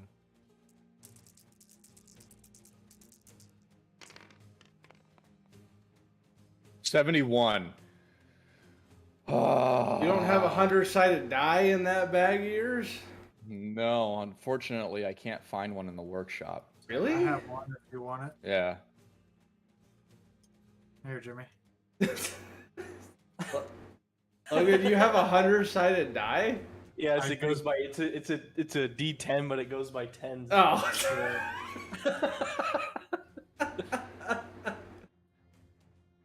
Well, I do have a successful cast. So that is a successful arcane hand on Luke, grasping. You have a dexterity saving throw to make if you want to get out of its way. Okay. I'm sorry. I was reading my card. No worries, bruh. I'm right side.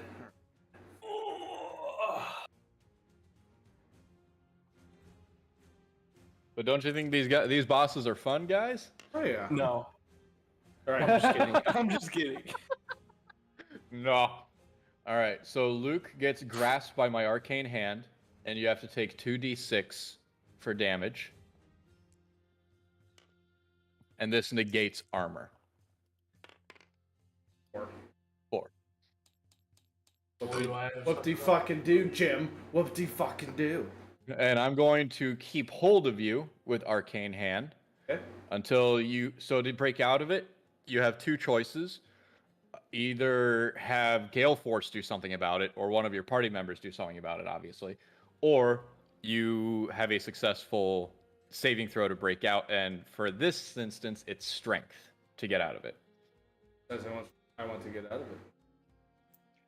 Okay, then. It is my turn. It is your turn. Don't forget to reroll for your new turn. Yeah. I thought we were going through my 4th and 5th slot this turn, and then the next round we were It's whenever you come up to your turn again. So there was no reason to roll for the first. That's what I was getting at when I was saying just wait till my turn. With boss fight, you get 2 turns. Yeah. And I was saying I was waiting until my turn to roll for the second turn because you were going to make me re-roll for the second turn anyway on my turn. Okay, maybe I did not explain that well enough, and that's my bad. When it comes back around to your first turn, whatever place that's in, whatever the first instance of your turn is, that is when you re-roll for your new turn. And you choose which one you want to move, whether that's the 4th place or the 5th place. Yes. You choose which one you want to switch around. And so while I was saying to wait, I only had one turn. We just now got back to my turn. So I was saying there was no reason to roll for my second turn till my actual, because it was going to move anyway. So there was no reason to roll for that number 6 from the get-go.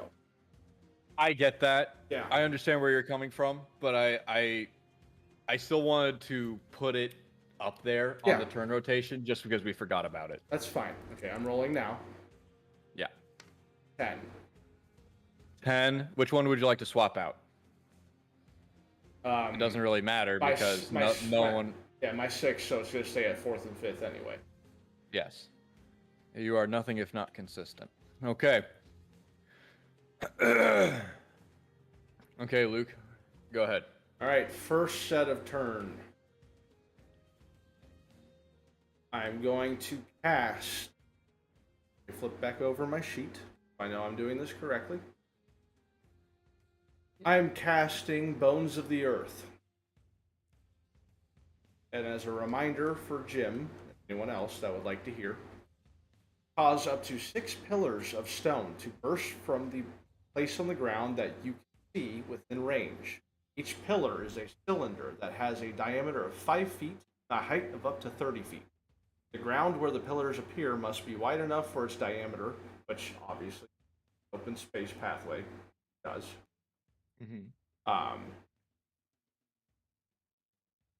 And target ground under a creature if that creature is medium or smaller, which they are. Yes. Each pillar has an AC of 5 and a 30 hit and has 30 hit points. When reduced to 0 hit points, a pillar crumbles into the rubble, which creates an area of difficult terrain within a 10-foot radius. The rubble lasts until cleared. Okay. The what's the diameter of the center? The range is 120 feet. Okay.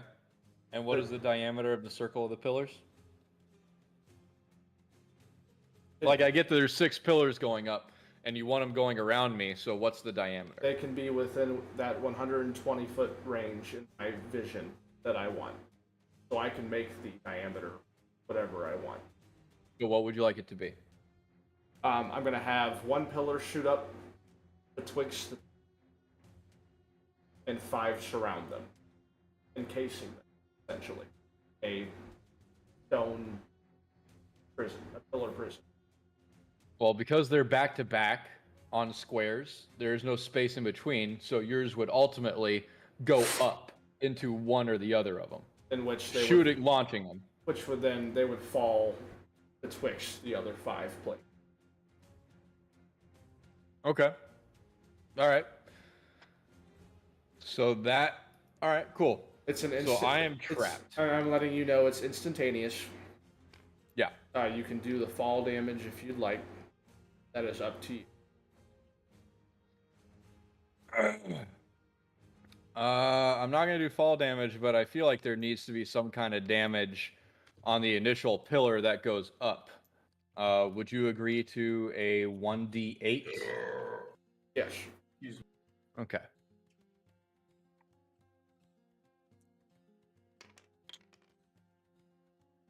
All right. 5. And if you had to choose between the 1 or 2 of them to take 5 from, who would you take it from? Borak.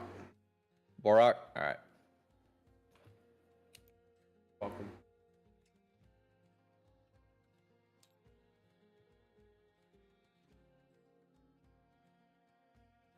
Okay, I still have my temporary hit points.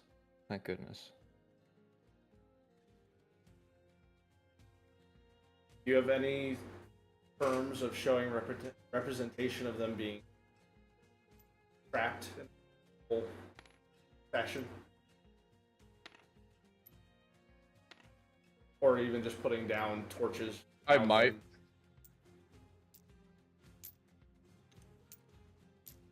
Because with an AC of 5 and hit points of 30 on each, it's going to take a bit for them to get out of said prison.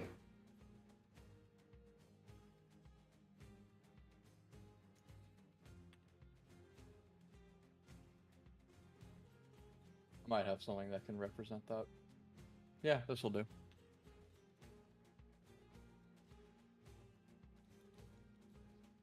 I don't know if it'll go around them. I don't know if the center of this has a hitbox. That works. It does work, doesn't it? Alright, that was one action. For my... Right. Huh? So that kind of put a wrench in my plan. Oh, well. There are slots between the pillars. There's plenty of health. There are plenty of health points to go, so. Yeah, it's kind of hard to. It's hard to visualize it with that, but Yeah. There are spaces between the pillars. They can't actually get out of the that they're stuck in. For my second action, I get an extra action on each turn, correct? That is what the notes say for boss fight on my sheet. Yes.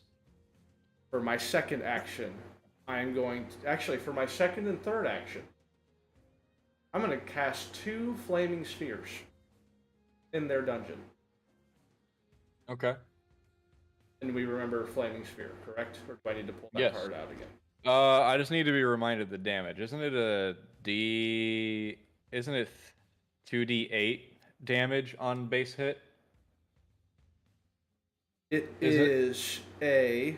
The creature takes 2d6 fire damage on a failed save, or half as much on a successful one. So, no matter what... And I can't do a saving throw because I'm pinned. Yes. So I'm taking 2d8s for both. 2d6 I'm doing it for both. Sorry. 2d6. D6 for both. And I'm doing it 4 times? Yes, because I'm casting it twice. I am taking away the correct amount of focus point. Yep. Okay, here's her Bolrock. 13. Here's her Shade. 13.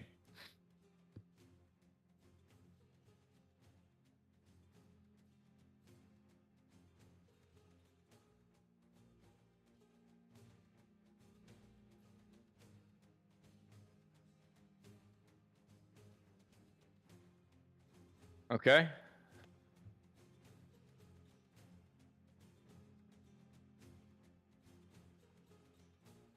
And because I casted 2 flaming spheres, as a bonus action I get with this cast, I can move spheres up to 30 feet.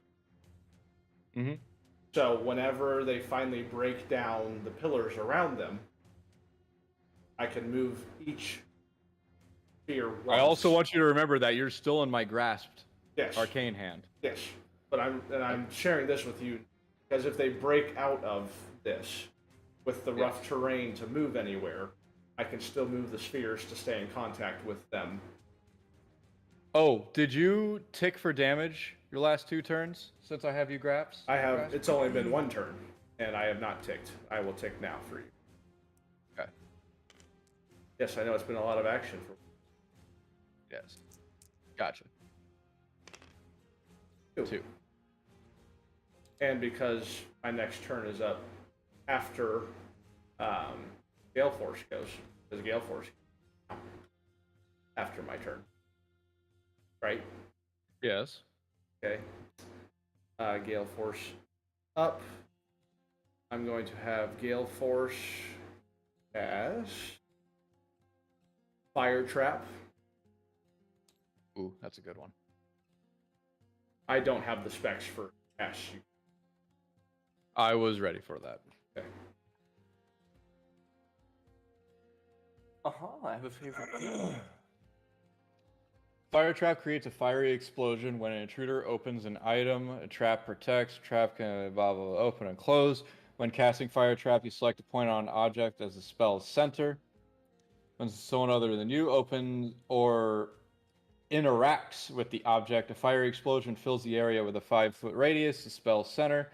Flames deal 1d4 points of damage, plus 1 point per caster level, which would be 7, maximum of 20. So I'm selecting the pillar. Yes. And basically, if I break it or interact with it, I go boom. Yes.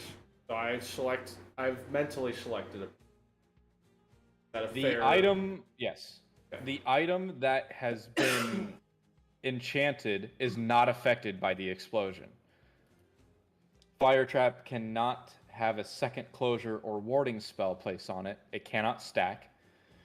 A knock spell does not bypass, so I can't cast any diagnostic spells on it because that would deal me nothing.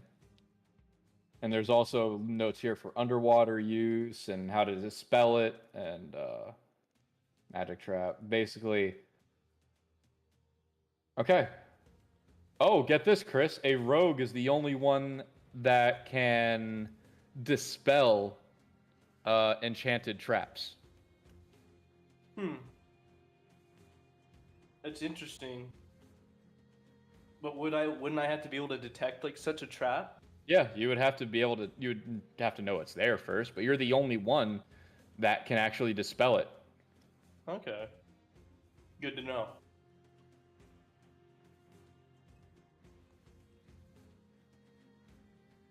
All right. I have one more. I have a couple more aces in the hole, but one of which I'm saving in case one of you gets a really wise idea. All right. So now it's my turn again. Yes.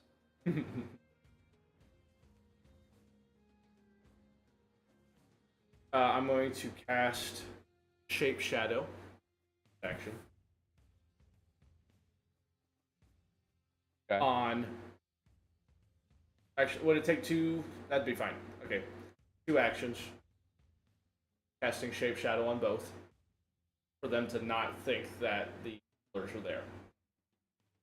So it's just open space and they're being burnt right now. So if they choose to run into the inopportune pillar, then they run into the opportunity.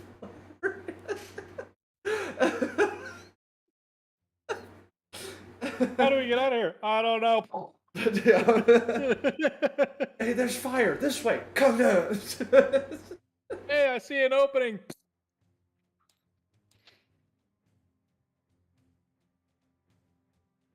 Okay. All right, so that is 2 actions, and I'm going to use my last action.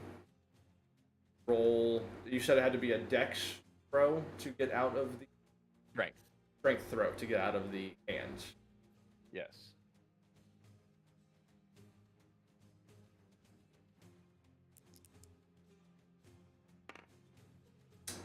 Still in them. I'm going to roll my real quick. I'm back up to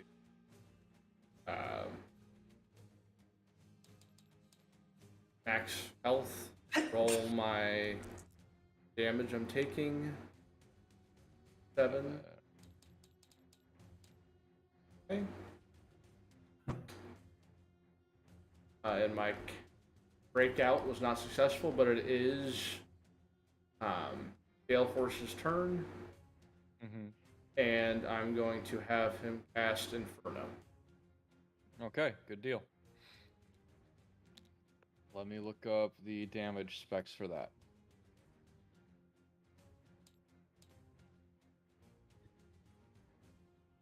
By cast, I mean breathe. Fire!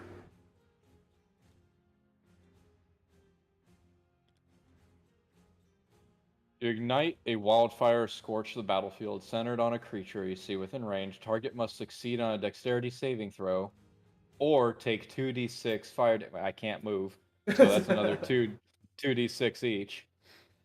At the start of its turn, target must make another dexterity saving throw. On a failed save, it takes 1d6 fire damage per turn until successfully throwing a saving throw, which ends the spell. While the spell is active, the target takes fire damage from any other sources than this spell. Each creature within a 15-foot radius sphere centered on the target must make a dexterity saving throw. A creature takes 1d6 blah blah blah blah blah, or half as much damage on a successful one. The fire spreads around corners, ignites flammable objects in the area that aren't being worn or carried. This effect can only occur once per round. But so it's essentially excavating the fire I already have in there. It's using the fire, which boosts it to a 3d6.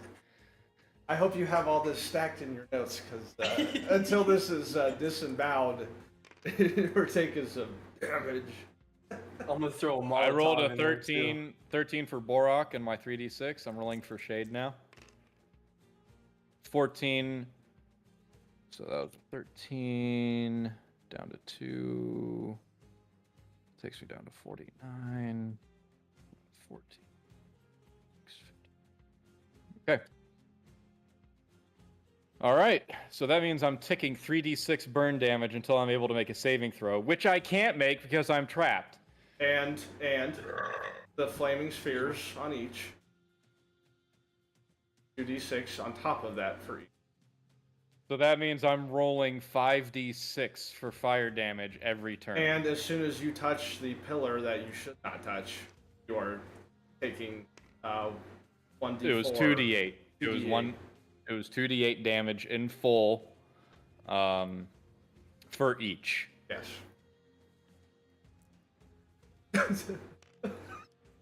You just became a fire wizard. I just created a fucking oven is what I just did. You just hear, ah! Every fire spell just gets a lot. Ah! There's a little bit higher octave scream. All right, so that's it for Gale Force. It is now on to Chris's turn. All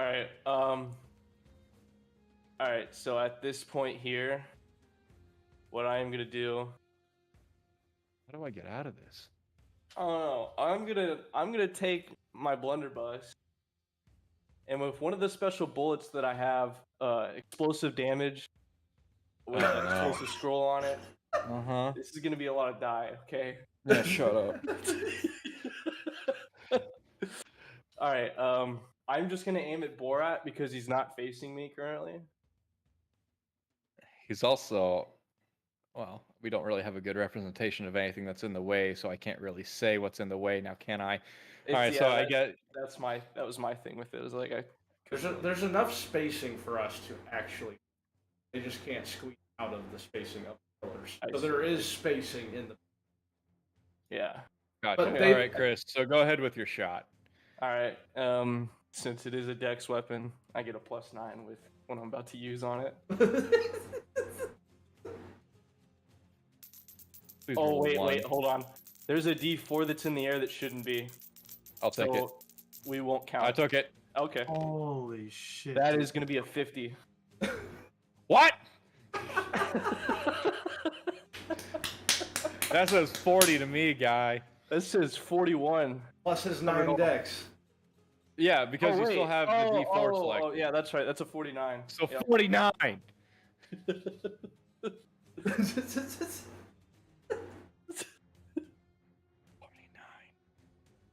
Dex. All right, hold on. I need to do some quick maths.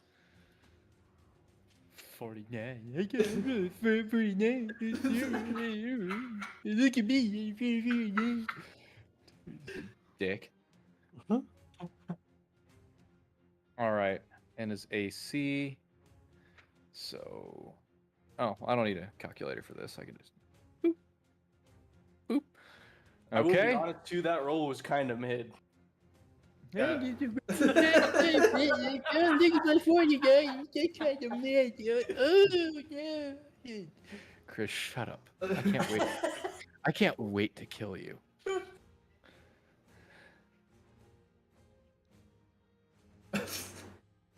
All right, so you did the math. Am I good to go again? Yes. All right, I'm gonna do the same thing. You dick. Oh my god! Please, please, please! Oh, that wasn't as good either. Damn. Okay, that's a 47. Yep. Jim's still like, fuck off, Chris.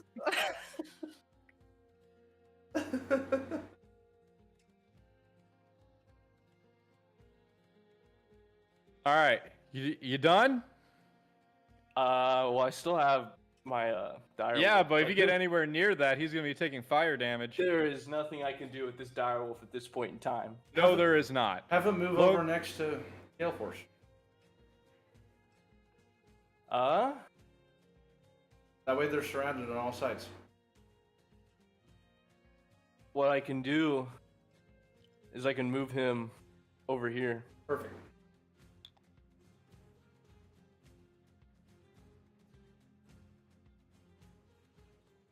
All right, that's it. Okay, Logan. Real quick, Lucas, what was the size of that fire spell again? It's basically 15 feet in diameter. Is the explosion going off around my boys? Yeah, so the entire pillar that they're in right now is inflamed. And if they touch the pillar they're not supposed to touch, which inevitably is going to happen, there's going to be a 15-foot diameter that So goes there's off. really nothing that I can do because of that fire. I see. I apologize, but yes. I don't apologize. Unless you have like spells or something, but I guess I'm just gonna move up to the outside of the fire. That's all I can do. Okay. Anything from Rusty? I can't do anything with him either. Kev, it's your turn. Casting Healing Word. Kev, do something else other than cast Healing Ward.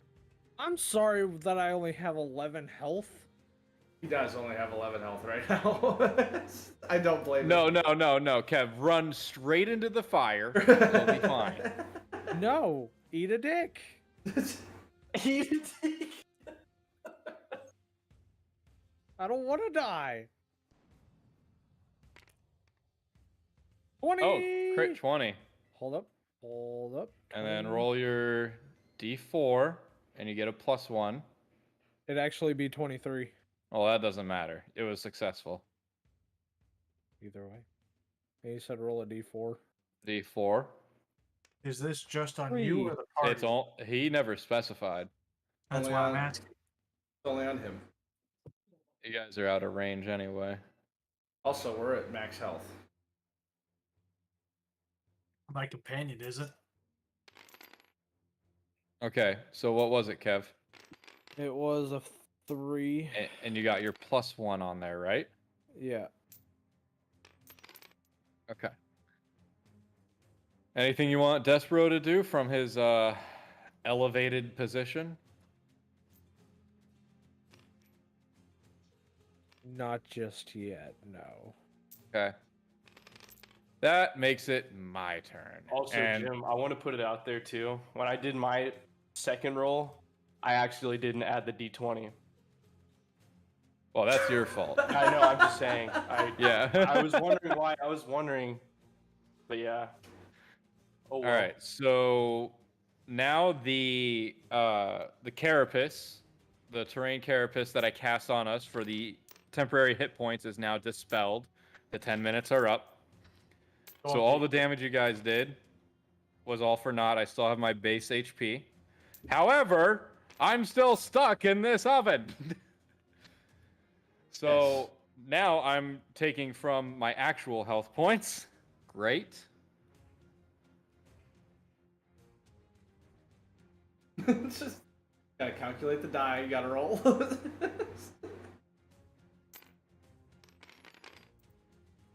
Okay.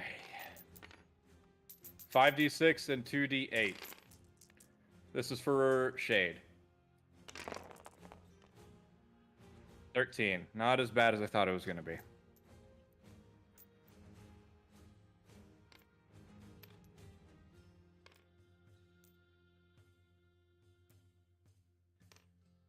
Okay, and this is for Borak.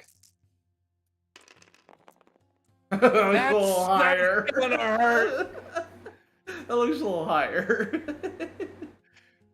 That's a specimen bar. Ooh. Oh, 17. 17. It's 30. It's 30, dude. With all the die. Wait, I didn't see these. Okay, I was just looking at the 4. And I can't do a saving throw. My only saving grace is I have Luke in my arcane hand. I can't do anything about it, though, because my guy's being burned alive, so I can't really do anything. And don't forget, you guys don't see the pillars. It's wide open space. You can run anywhere you want to if you want. The pillars aren't in sight to you, remember? Yeah. The only way I can actually get out of this is to bite the bullet, isn't it? That's the only way I can get out of this, is to actually bite the bullet and hope to get low rolls on damage.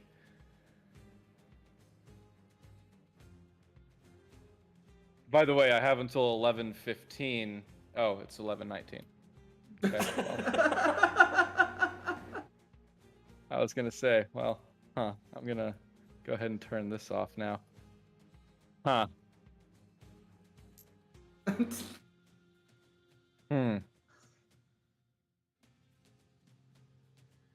can I do about this?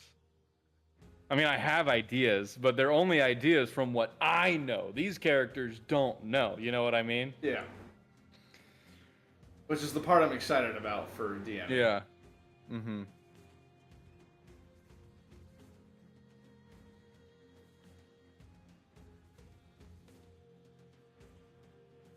I'll be right back while you think about it.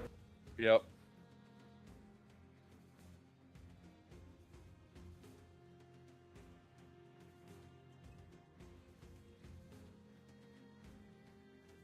I know what I'm gonna do.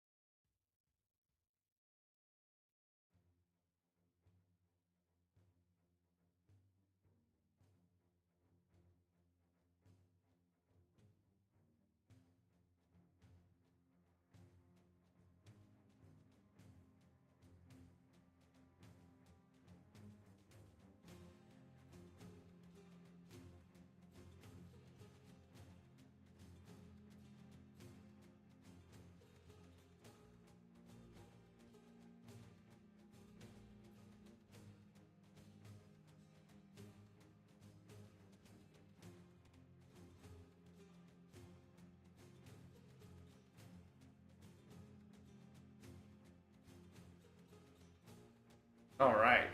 Where are we at? All right, Luke. I know exactly what I'm gonna do. Okay. I'm gonna make an endurance throw to fight through the fire. And I'm going to use my arcane hand to pull you to me as if I was going to pull you to attack you. Okay. That is still within line of them not knowing that the pillars are there and still basing an attack off using what I have used previously. Okay. So arcane hand, I'm going to pull you close to me. I want to remind you that I won't fit through the crevice into the actual fire. Because they can't even fit out of the crevice that was left. Pillars. So I will abruptly just stop midair to them. Well, remember that fire is huge. It's setting anything on fire. Absolutely. But I'm reminding you, I can't be pulled into their actual vicinity because the pillars won't allow me to.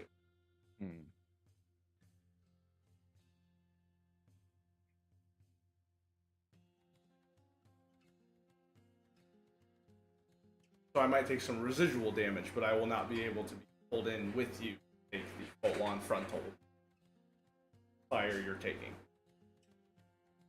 I only see one way out of this. There's no... Am I on my feet, or am I pinned midair amongst the pillars? How'd you see it in your head? No, you're on your feet. Yeah, they're taking damage from all fire. They just can't get out of the space. And there's also a pillar directly in the middle that they were shot up from. So if there's any form of movement they do in there, it might not end well for them. Yeah, I'm gathering that.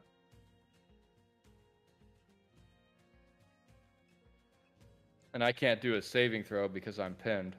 Yes. To dispel anything. I just have to take the damage. There's no two ways around this. I just have to. I mean, if there's a way, I'm not capable of thinking of it, but here it goes. All right. I'm going to move Shade down this way.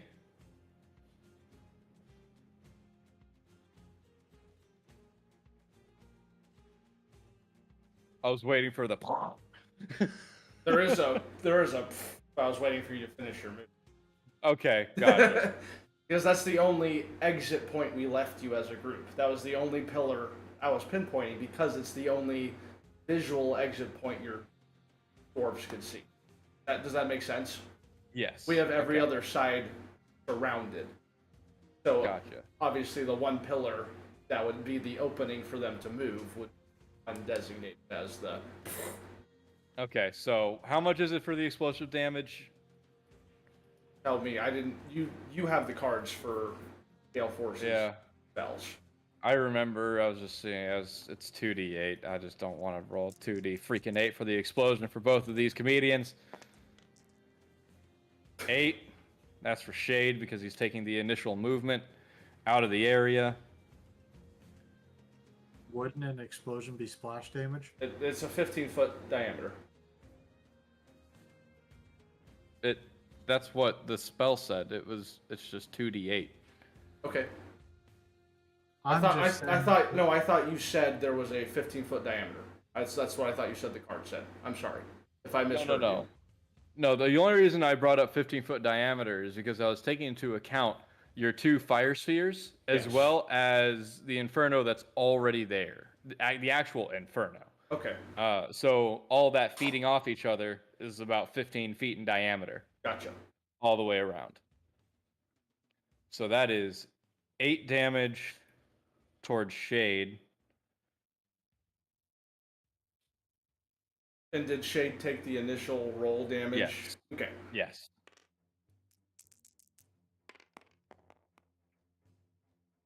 $15 for Borak. Damn. Gonna have to make stronger characters. My goodness. You guys like my trap I've been saving for a while? Pretty neat. All right, so with Shade popping out first, he takes the explosive damage, and I already rolled for the fire damage, so I don't need to roll for that. I will say, Luke, it is neat. Thing is, sucks that you and me. I guess I'm the only one that's able to like attack them with my. Kev can with his bow. Kev can. That's right. Jim, he does not pop out. The pillars still have a 5 AC and 30 hit points. So you still need to break the pillars to get out of them. Gotcha. So I just tried to. Okay, I understand. Well, here's the problem I'm running into. I'm stuck. I cannot move. Yes. The only move I can do is going to hurt me a lot. Yes. Which is the point of my oven that I've been thinking about for a very long time. You'd be proud of me. I've been taking time outside of sessions to think of how to utilize my actual spellcasting. You'd be very proud of me. It shows because I can't. My hands are tied. My feet are cut off. The only thing I can do is Fault Line. That's the only spell I can cast that would actually break effectively all the pillars at once and deal damage. It would also deal damage to Gale Force and to Kev, but it would deal a buttload of damage to me and to Shade. And cost a lot of folks, if not all. Yeah, no, Fault Line is a 6th level spell, so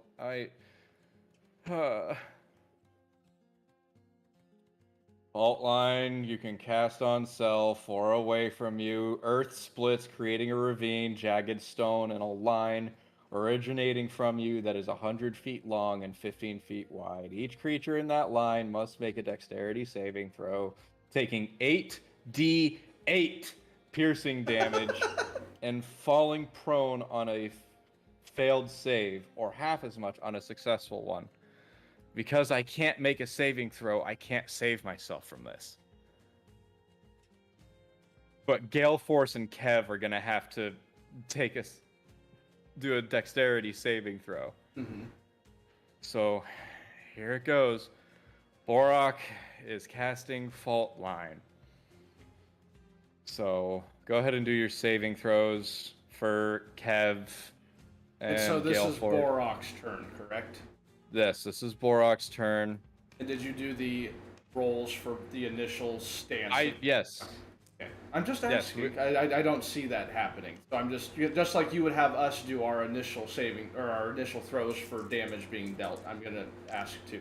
That's all I was asking. I understand, and I don't blame you. Okay, that was 16. not as bad for Borak.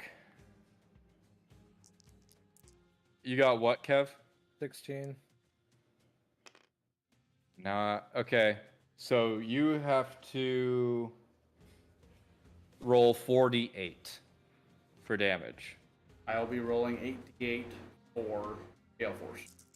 Gotcha.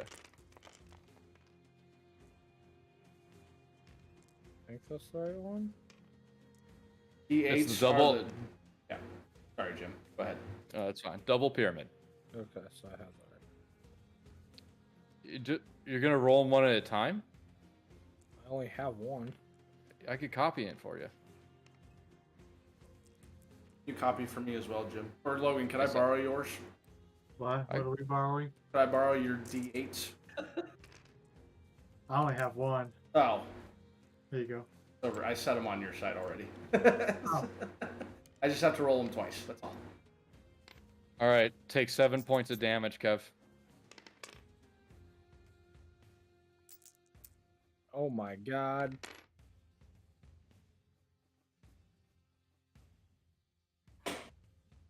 Okay. And is that minus now AC? Is that minus AC? Asking. AC is considered. Okay. You said it was 14 plus 19, Lucas? 14 plus 19 is 33. Yeah, okay. All right, I rolled for the damage on the pillar. Technically I rolled for it was 31, so 31 dealing to everything, so I did break the pillars. Okay. Okay. Oh wait, you said it was 5 AC? Yes, 5 AC for each. Yes!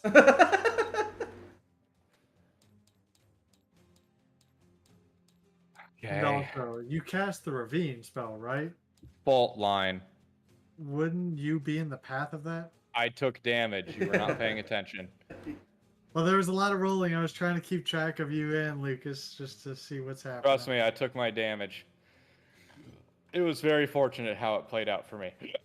All right, Borak, one more time with feeling. Fault line. Hold on, let me subtract my focus here. It's a level 6 spell. That's expensive. Question. Yes. Yes. Are we allowed to use inspiration token on our companions? I don't see why not. Okay. I would like to use an inspiration token on Gale Force. Since that obviously he just took damage. He's gonna get out of the way. Well, that would be cause react. That's not a saving throw. The inspiration is for like your personality traits and stuff, like we run the initiative and stuff. Okay. They're essentially our tickets to call inspiration. Yes. So I could use an inspiration token on myself to call on Gale Force. Come to me. After seeing the damage and what just happened. So long as it falls within your personality traits, then yes. With him being my actual companion, my family, yes, it would fall under my.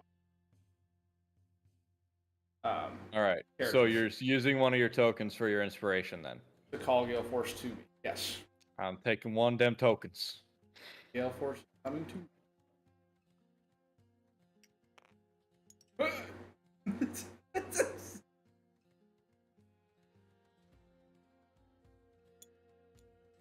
Here, I got you. Thank How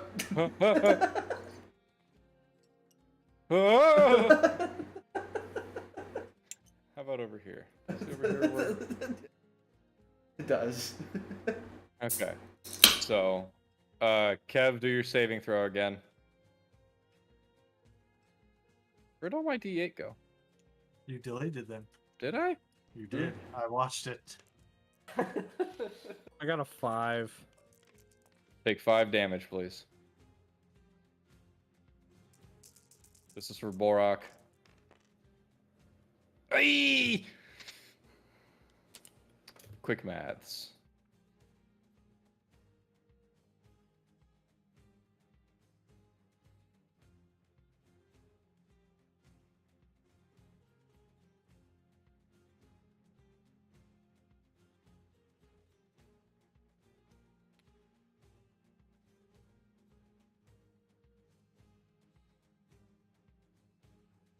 And now for Shade.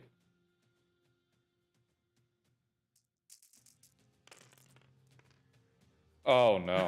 Oh no.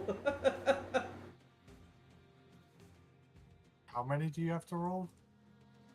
8d8 for fault line. You just rolled 9. Oh, I did. Kev, did you do your saving throw? Yeah. What'd you get on it? 5. Oh, did you roll your d8s yet? Oh shit, I did not.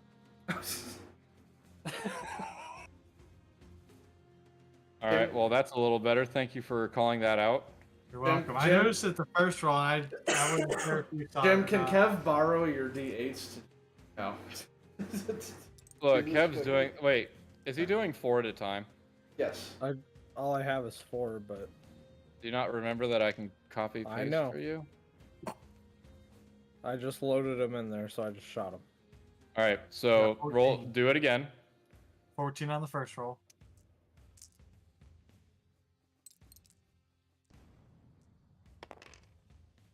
No, fuck me.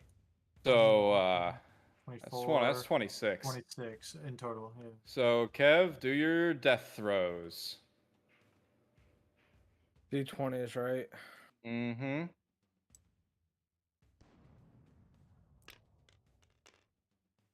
One fail. 2 fails. 3 fails. Damn. All right, Kev, you are incapacitated and, well, dead until this combat is over or someone has a revive spell or revive potion to get you back up. Vampire? Would that work? 2 weeks. But Just would saying. that revive him? Hold on. Let's look it up. Does a vampire Technically, bite you are undead. revive the dead? Or dead or undead, however you want to call it.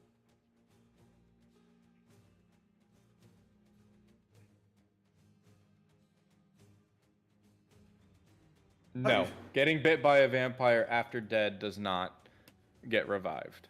Damn, well, I tried, Kev. Oh, damn. I thought you said sapphire. I was like, when the fuck did you get a sapphire? Actually, that reminds me. No, I don't have it anymore. I did have a blue sapphire. Yeah, you used it for crap. No, you gave it to Chris, who sold it. Oh, right, yeah. All right, well, that's one dead, and the Yeah, you healer don't at that, no know it, less. You didn't even give me the gold for it either. All right. So, Immediately with after. the damage of the previous action plus this one, that should be all of the pillars done. Thank goodness.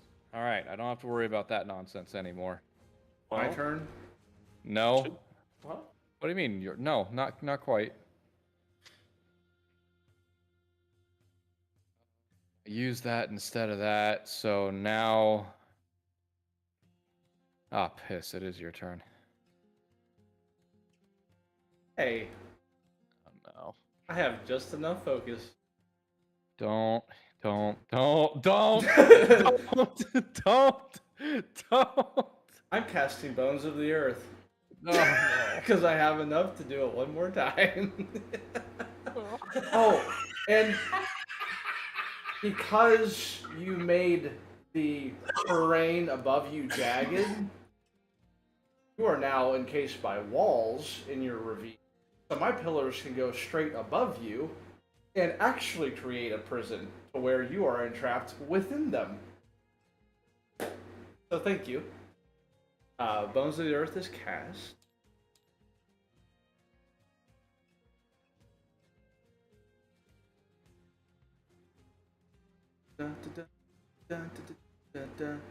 I have 2 more actions, so I'm going to roll twice to try and get out of the hand that I'm in.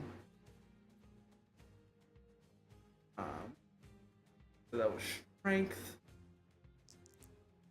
First one is a 14 plus 2 is a 16, so the hand is gone. So I have a second action.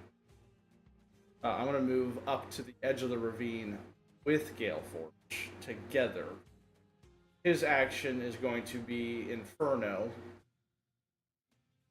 on said ground you're standing on. That starts my next turn, where I can cast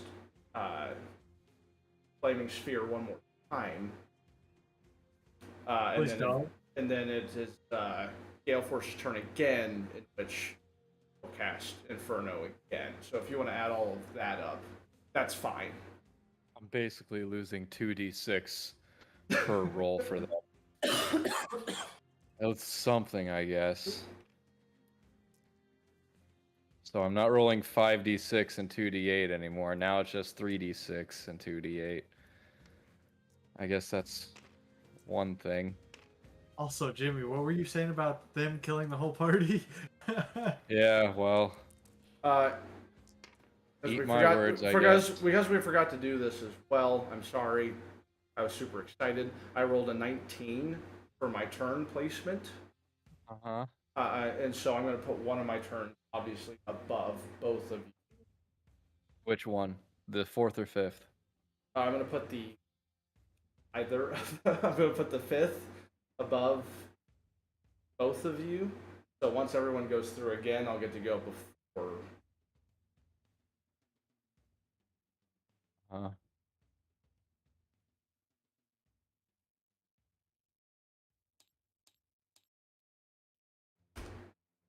Okay, got it. Okay. Oh, I'm sorry, baby. I don't know what I can do about this. All right. Does that end your all your turns? Yes, as long as you rolled for damage, initial damage for both of them. I did not.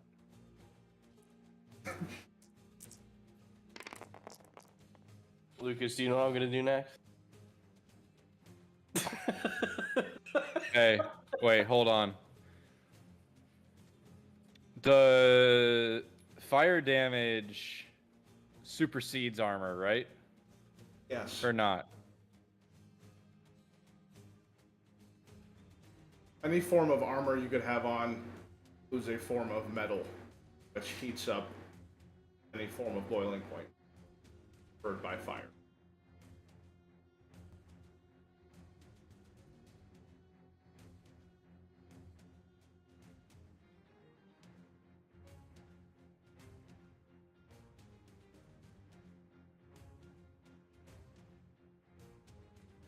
What was your roll? Hold on.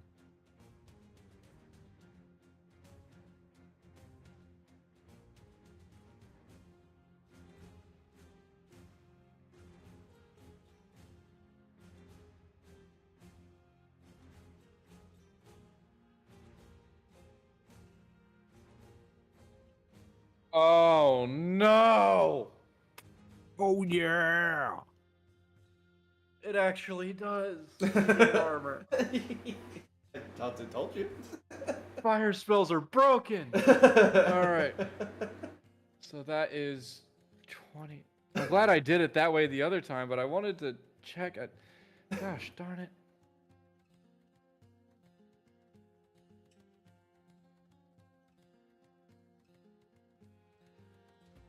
Okay. It was a 29.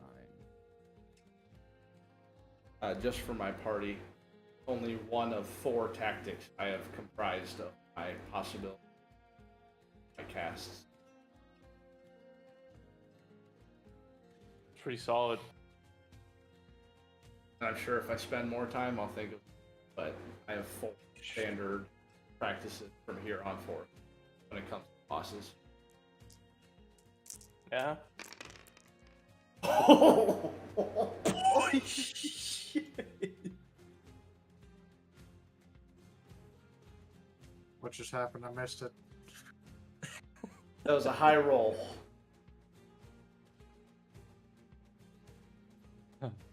Okay. I was saving this. This is not something I actively wanted to do. But I guess I have been brought with no choice. All right. So, Chris, that would make it your turn. Okay. Jimmy sounds so defeated already. All right. What I'm gonna do is I'm gonna make my way up towards the edge of the ravine, and I'm gonna peek down, not like inside, but I'm gonna look down my blunderbuss, my last explosive scroll between one of the crevices, fire my last shot at Borak. Oh, that's not what I thought you were doing, but I love what you're doing.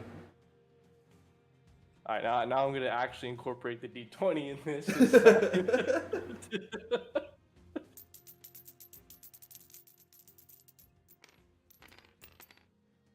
Oh, no. Oh, damn. Oh my god, that is a 64.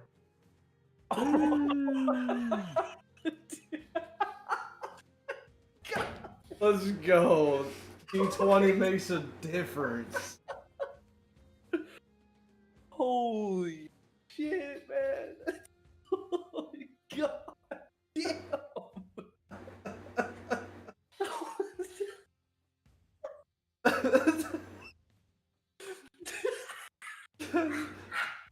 Say goodbye to the DM.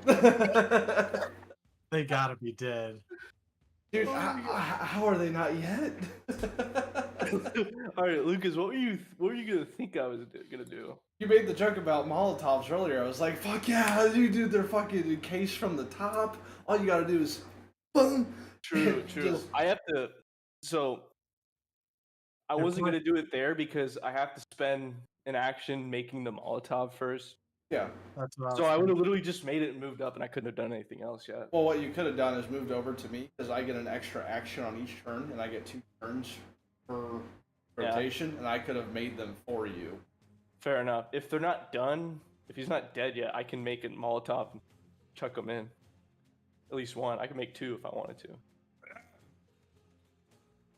64 was it? 64. Yep. We love you, Jim. I know. We love you. We love you, dog. I know. Okay. Chris, that was all from you, I take it? Well, Yeah. that was a movement and action. Yep. Your wolf can't really do anything, so we're going to skip that. Yeah. Logan? So me and the robot are gonna. Okay, come on now.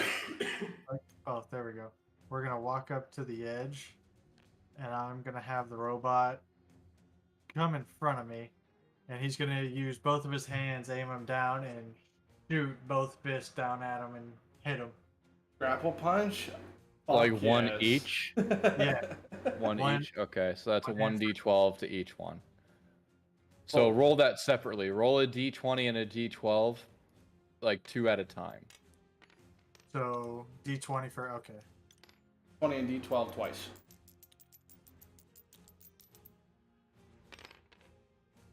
Fantastic. 7 plus No. strength and No. skills. No. Yes.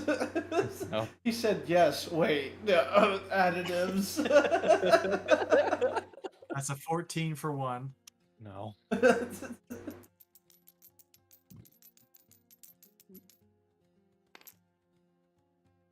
So 15. No.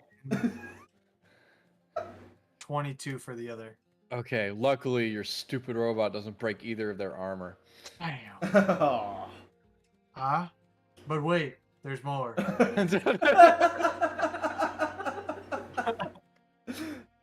I'm gonna do it again. But you moved, and then you did 1, that's it. I'm going to use action surge No! and do it again. Oh my god. And if you wanted to be really technical, I do get 2 attacks. He does. So I don't even have to use action surge. I could use action surge to attack 4 times.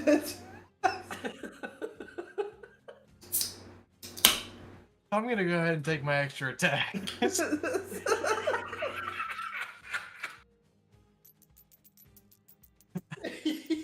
Back of Jim's brain. I was really hoping at least 3 of them would die during this session. No, just one of them did. Just Kev. Kev, I like that angle. So Thank you. I needed to one- stand. the first one is an 18. The second one, 23. You still haven't broken me. The second one is a 32. Ah! I think that That's was on who? Borak, I think.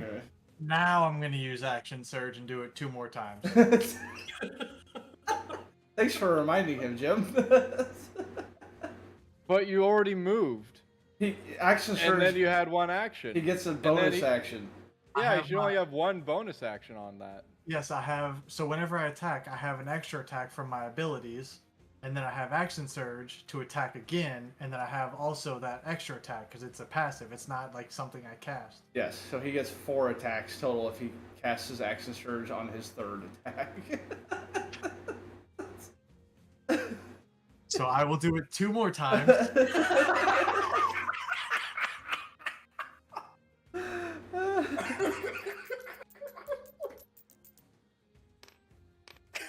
Oh, what the fuck? The first roll is always bad. You shut up!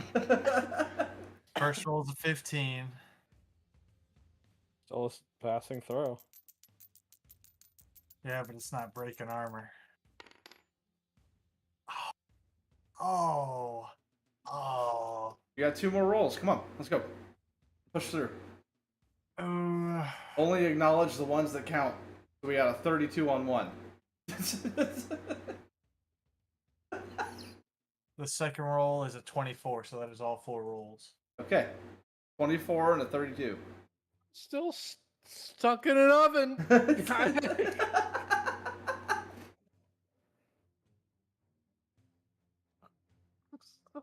9. Still stuck in an oven. I don't know how to get out of this one. I can't stomp. I'm suspended in air due to your stupid pillars. What really sucks is none of those were a 19 or a 20 for a crit. Oh, is that what really sucks, Logan? Yeah, that is what. Is really that what sucks. really sucks? All right, I'm gonna watch your rolls, Jim, for the damage. Yeah, no, that's fine. So it's Kev's up first though, No, Kev's and dead. then you. I'm dead. Kev's dead. and Fantastic. Then I'm up. Fantastic, Luke. It's your turn. I repeat, the healer is down. So if I give up my turn, does my companion get 2 actions? Yes. Okay. To start this, 2 more Infernos from Gale Force. Let me go update his focus. Dun, dun, dun, dun, dun, dun, dun, dun, dun, dun. Aren't you glad we have companions, Jimmy? And Inferno is a cantrip. Dun, dun, dun, dun, dun, dun, dun, dun, dun, dun, dun, dun. Dun, dun, dun, dun, Oh shit! dun, dun. You know, this started out really well for me. It really did. And now it's going like doo-doo. It was about, by the time it was my second turn, I was like, you know what? Jim's not pulling punches. It's my turn. United States! The United States. We front. Detroit smash. Okay. So that'll add 4 more D8 roll, or was it 2 D8s per? I like your dwarves. Well done or over easy. Burnt to a crisp. Apparently. So let me get this straight. I'm rolling 5d6, 6d8 for each of them. Oh, this gonna hurt. Yes. Because that's 3 Infernos being in place, Yes. ticking for damage. And that's also the Flaming Sphere, Yep.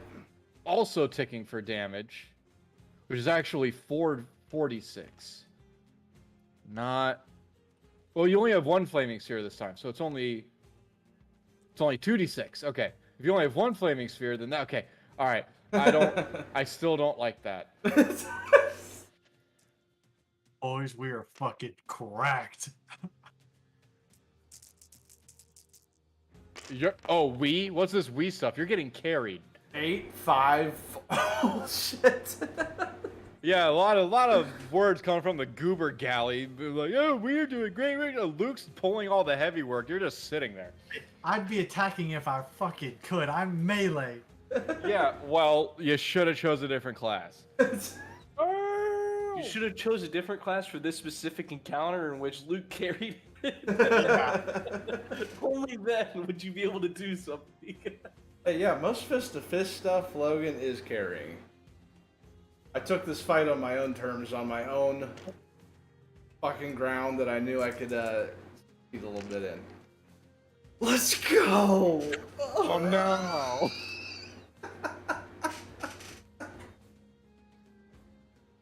Borak's not feeling too good. All right. And it's the start of each of their turns, so they both get to take initial damage. That was incorporating initial damage. No, that was my turn. That was my turn. I had Gale Force cast 2 more Infernos. Oh, well, then I rolled the wrong die. If it's just 2 more Infernos, I rolled the wrong thing. It's just 2d8 on that split.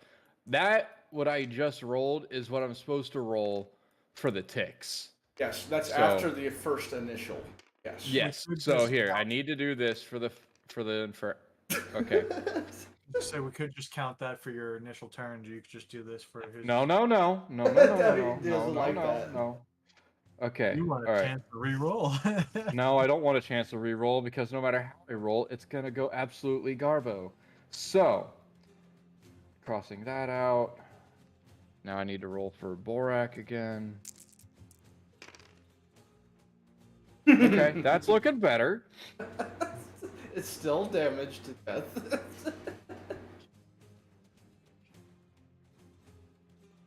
Now it's the start of my turn. Now I get the Dickens.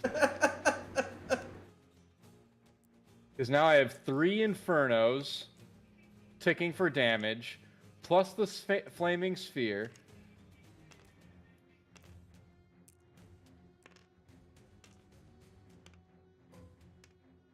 Okay.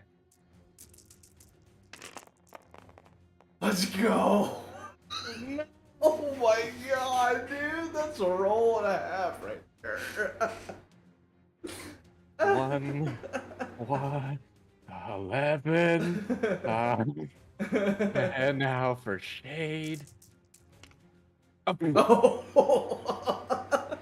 It was so bad they didn't want you to see. I'll just roll these.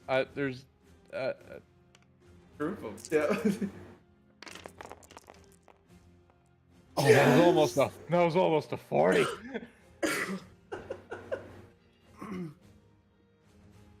Okay. I'm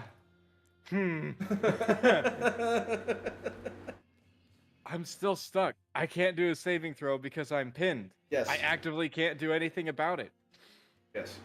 And I can't dispel it because it's too late. And I already used my uncast the amount of times. I already used it 3 times. So I can't use that anymore. And you should be essentially out of focus because you've cast a lot of high fucking spells for this.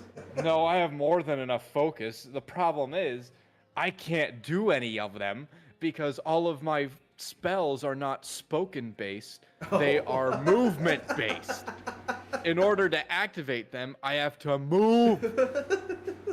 I'm not sorry. I'm not.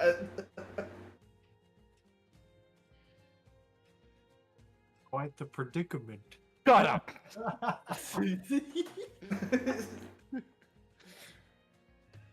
Oh shit.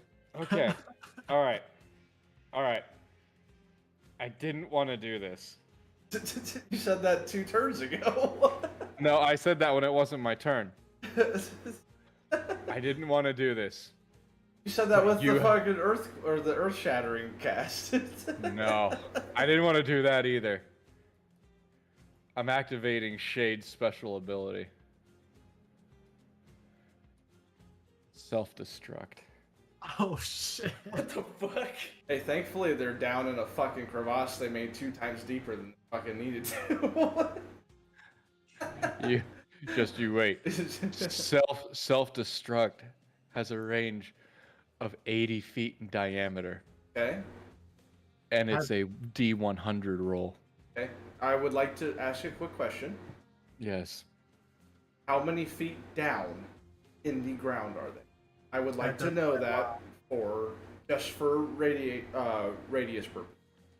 Yeah, it has to come up and then out. Well, it's like a ball.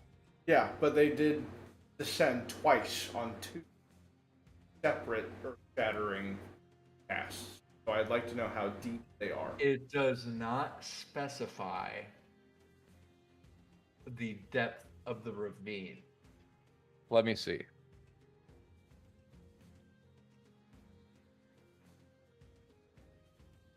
I would say if we can't come up with something, 10 to 20 feet, I would say is fair.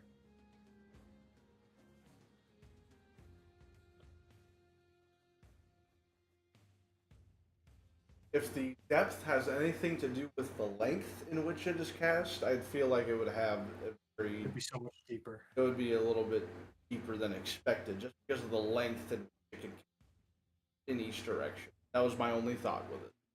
I didn't know if it had a specific number to it.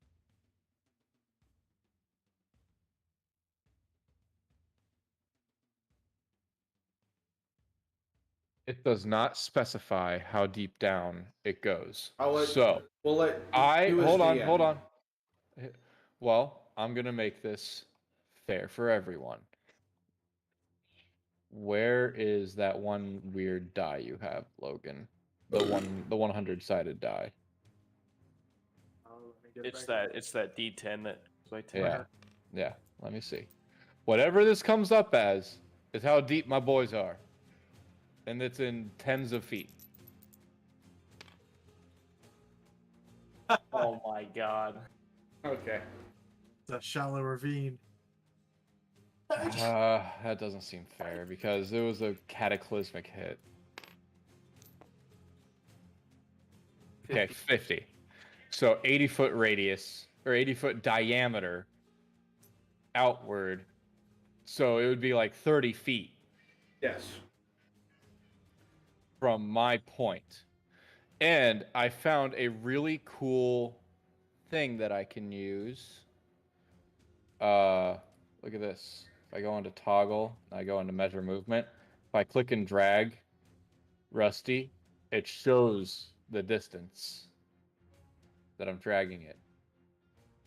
We can use that for travel, like movement, well, during actual campaign stuff. Okay. And every 5 feet is 1/2 inches. Okay. So if we're going off that, I have it toggled to that. Okay, so basically,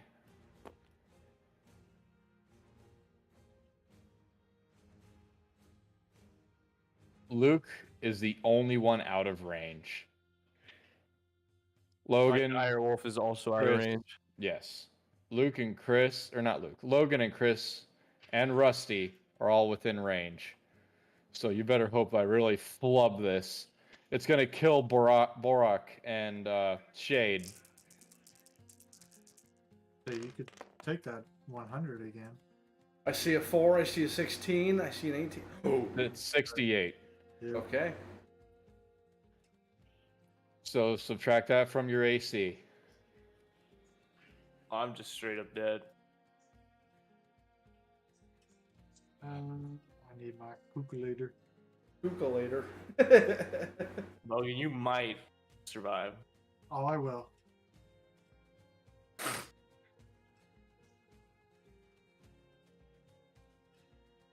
Ooh, that is I really close. did not want to do that. Rusty's dead, but I'm alive.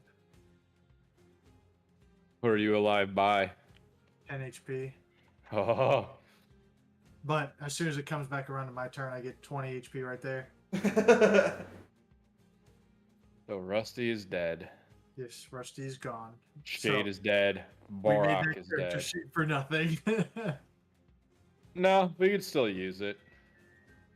No, if What we do go you do, back Shady? if we go back to home base, he'll be alive because he's part of the party, right? Yeah, but we'll have to take away from his sheet. Yeah, but I'm All saying right. like as long as companions die, just you said they were part of the party because we're a smaller Yes, group we now. did. Yes, we did determine that. All right, Kev, let's go over your death before we go into looting. Do I need to do saving throws or death throws, right? Yes, Chris, Yes. Chris needs to go first. We need to do that first. Yes. Okay. It's a D20. If it's a single-digit number, it's a fail. If it's a double-digit number, it's a success. Fair enough. Yeah. One success, Pass. That's fail. one fail.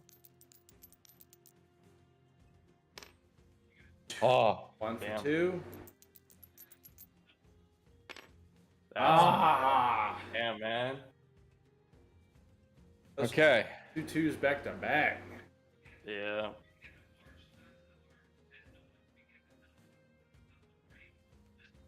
All right, Kev, Yep. let's go over your crap. Okay.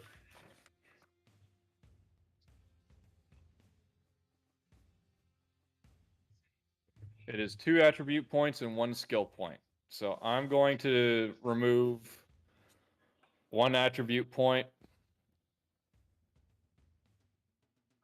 and you're going to choose the other one, okay? Alright.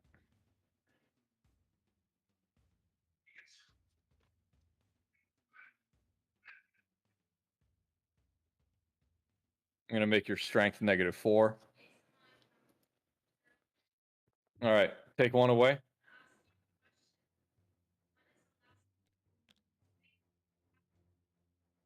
Which one did you take away? Wisdom. Gotcha. Watching it. Nummy. Oh, that's me. Oh, is that Melissa in the background? Sorry. Yeah. I thought it was someone watching a YouTube video or something in the background. Nope. Nope. She's just on TikTok. So I don't think it would be coming through because we're all wearing headsets. I can hear it. Yeah. Fine. Okay. Right. And then take 1 skill point away, Kev. I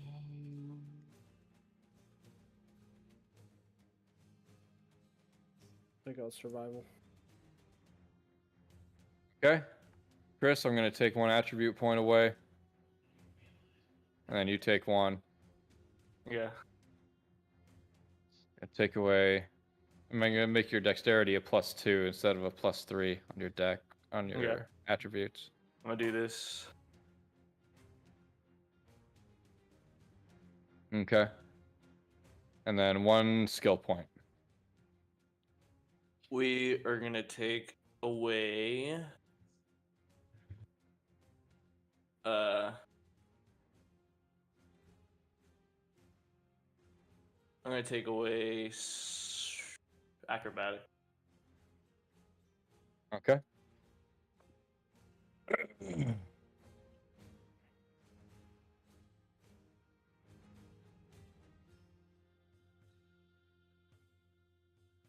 Okay, good deal. Both you and Kev are rezzed. It is the end of combat.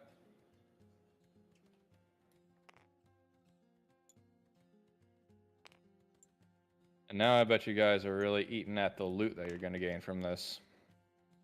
No. That depends. On. The armor / weapons they have. Well, the armor that they have, you're not going to fit. It's all dwarven. Fair enough. I have a idea.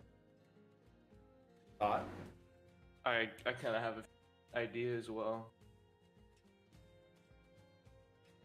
Okay. Willing to tell me about it?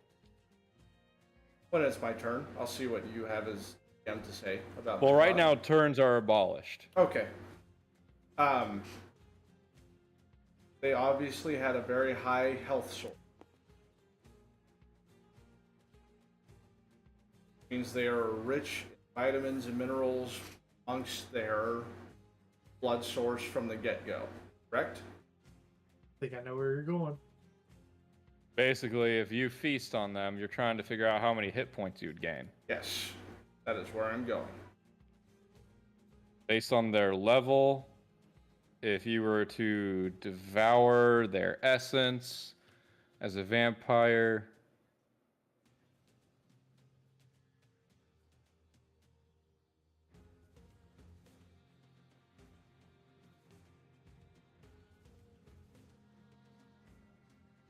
you would earn 15 hit points. Okay. I would like to feast on Borok's body. Okay.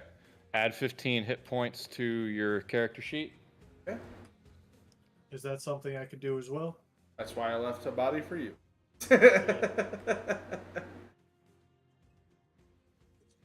So you're going to eat shade? Yeah. What's left of him? Yeah, what's left of them. 15 to you as well, Logan. God damn, man. 60 hit points. Logan does not need that shit, man. All right. Okay, so I'm going to put this up there. The 3 spells that are up for claiming, or the 3 spells, is the one that. Oh, here it is. Dark Bolt. The one that Shade cast on Kev. That's the one that if I miss, I get another attack without costing an action point with Dark Bolt. I think Chris should get that one. Yeah, I'll take it. All right, put Dark Bolt on your spell list, and it is a level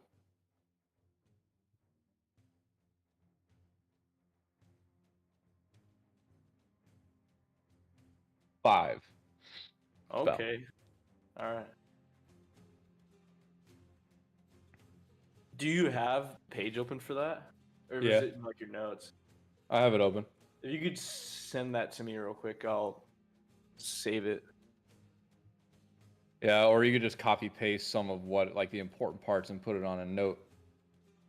Something like that. Yep, there's Dark Bolt. Alright, yeah. I'm doing it like this for now, because like since I have 4 monitors, I can just pull up like the 2 spells that I have right now. I get you. Makes it kind of easy. Yep. The other spell that's available is one that, well,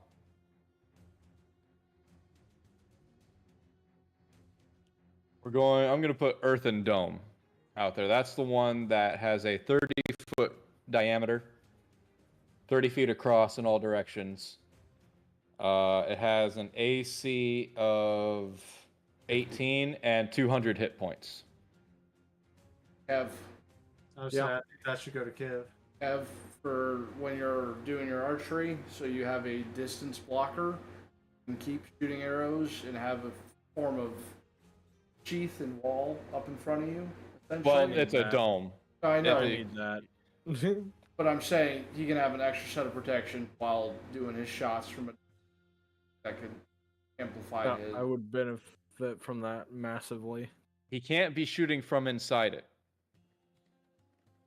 But he can create a dome and be outside of it, correct? Yes, of course. So he can create an actual barrier to shoot from and around, on top of. What I'm getting at. I get you. Okay.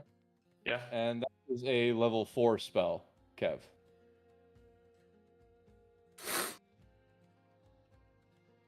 I'm going to send that to you. Make sure you take careful note of that, all right? I'm doing that now. Says you're playing Rune Light, Kev. It's open.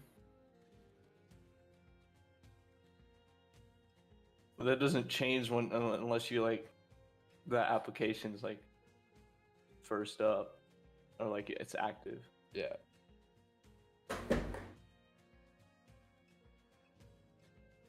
And Tectonic Carapace, which gives you 50 temporary hit points and it lasts for 10 minutes. Okay. Who wants that? Wait, say that again. I was not listening. Tectonic Carapace. It gives you 50 extra hit points 10 minutes. I'm saying you should take it. I'll take it, yeah. Good There it is. 110 hit points for. Yeah. God, yeah. He's a fist fighter. He needs extra hit points. Take blows while he's in close combat. Hell yeah. Just bear in add 5 mind, hit points. it halves your speed, and you get a, what does it say on it? It has to do with dex saving throws. So basically, it just makes you slower. Fine. Kev, get off Rune Light. We're almost done. Gotta last 10 minutes or so. Almost done. I don't care if Oh, you no, listen. you're not. I want you to be present in what we're doing, not sidetracked. All right. So that is all of the all of the spells up for grabs, and if anyone wants the feat of uncast, you can use it 3 times per session. It is no cost of focus points, and you can use it at any utterance of a spell cast. Kev, I think Kev should get it for his distance attacks. I think it can help the group. We're in combat, and he's a bit more range. I think Chris should have it, because if he's skulking around, sneaking around, doing assassin rogue stuff, he gets caught, he's about to get hit with something or other. That's kind of what I was.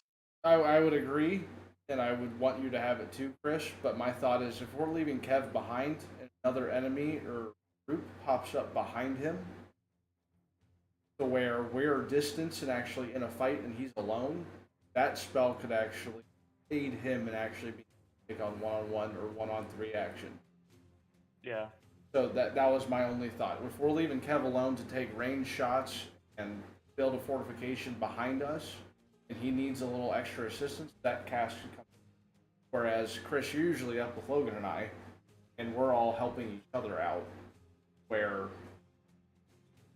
Generally, yes, but given what I have, I can do both. yes, So. and so my only fight for Kev was that if you both are in agreement on Chris having it, then Chris take it. If you both feel you should have it, I think you guys should both roll for it. I thought. Yeah. What do you think, Kev? I mean, I think Chris has, or Lucas has a good point on it. I mean, In what way?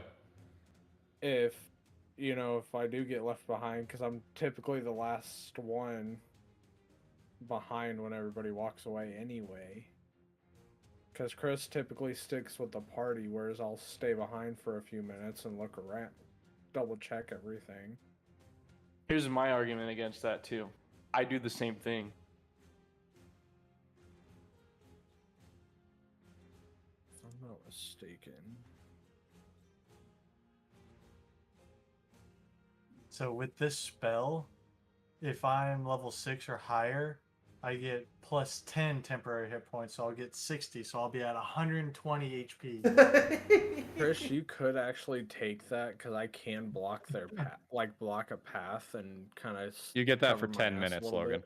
I know. Yeah, also, generally, I would be at a range in which I can use it to help you as well, if that were to Right. happen. So I go ahead and take it, Chris. I'm okay Yeah. with you taking it. Yeah. All right. You ready, Chris? Actually, I'll just type it down for you because I don't Yeah, feel like it's saying fine. it out loud. Here.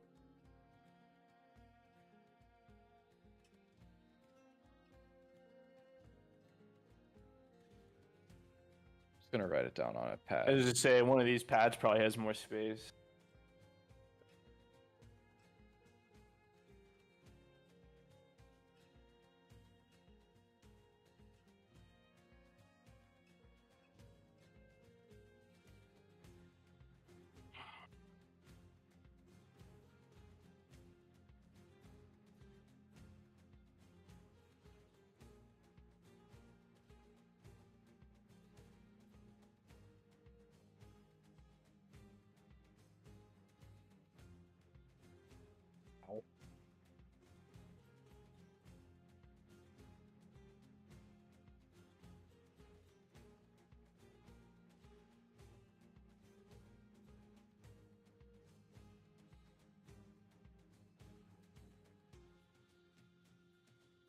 Okay.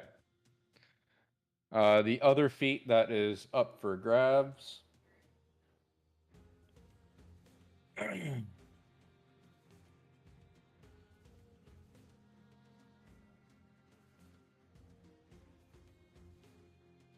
is Heavy Armor Master.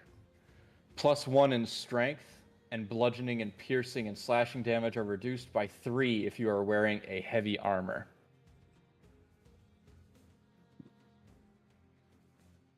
Sounds pretty good.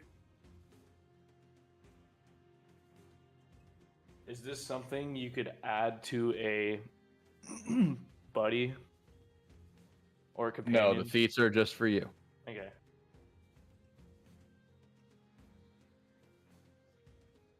Somebody wants it. I won't stand in the way. I throw my hat in the ring for that one. I was gonna say I'd vote for Lucas on that.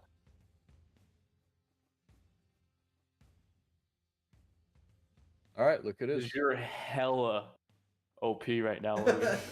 Yeah, I am very beefy. 60 HP just alone, With highest 30 armor you can get. I think you're 33 chilling, big AC. dog. I think you're chilling. Jim, if you want to Yeah, wrong throw person. that in the equipment cart. Like, Logan, you're At the chilling bottom. unless fucking Jim throws another self-destruction character out there.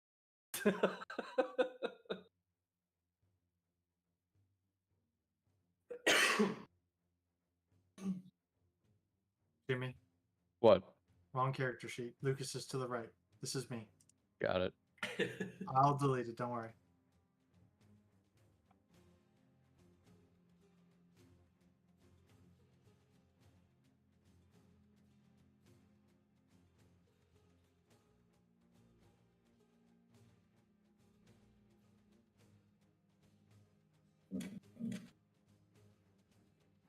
There you go, Luke.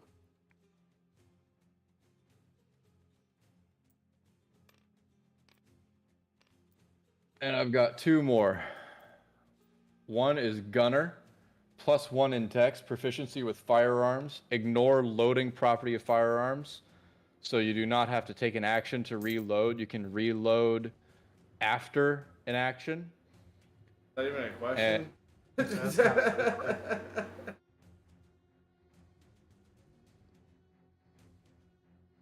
I'm not hearing anyone speak up about wanting it. It's Chris. He's not saying anything. Sure, I'll take it. Unfortunately, a bow is not a firearm. If a bow was a firearm, I would speak up too. But a bow is not a firearm.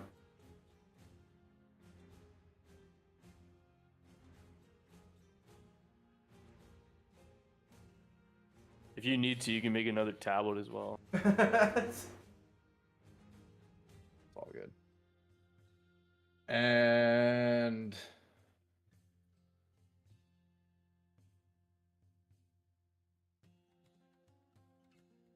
I'm not giving this to Logan. I'm not doing it.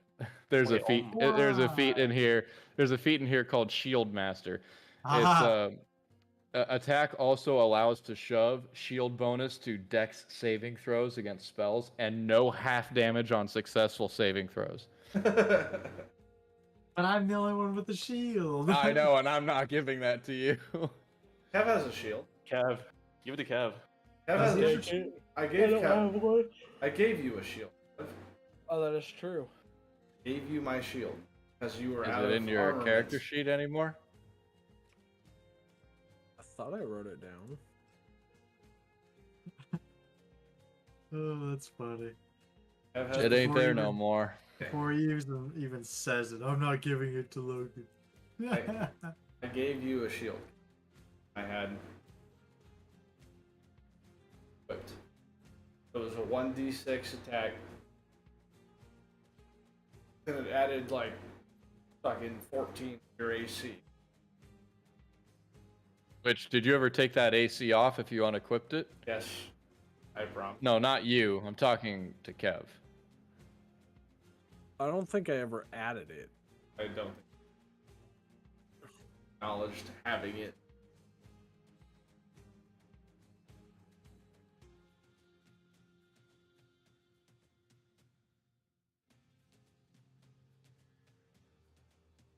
All right. Now for the itemized loot.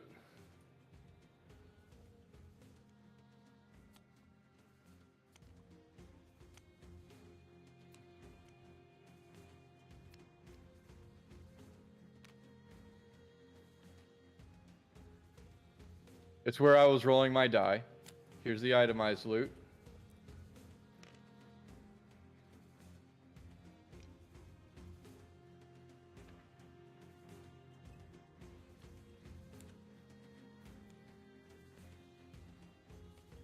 I am good on that if anybody else wants to take that.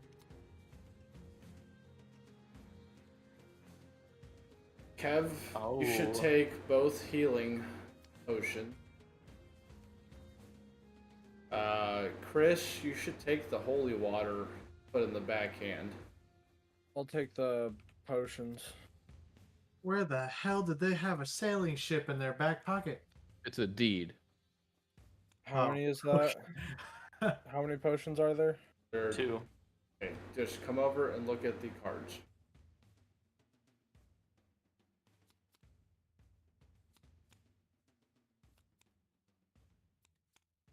And I gotta go to bed, so Also, Jimmy, which one of these compass things is the current one? In which direction we're South is facing this way right now. going? Okay. So if we take the left path, that should take us to the Sword of Cain. Nope. And You weren't listening before. you said south by southeast. I understand that, but you weren't listening. I said going left down the path will take you to a separate village. Path down the right, which takes you south, will take you to the port. Jim.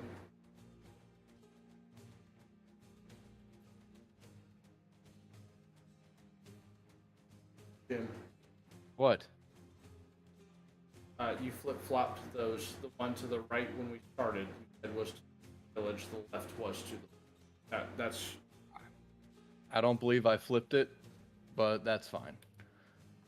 I understand that southeast would mean the other way, but the map that I had drawn out, this is how it has to be. Okay. Right is south to the port. Okay.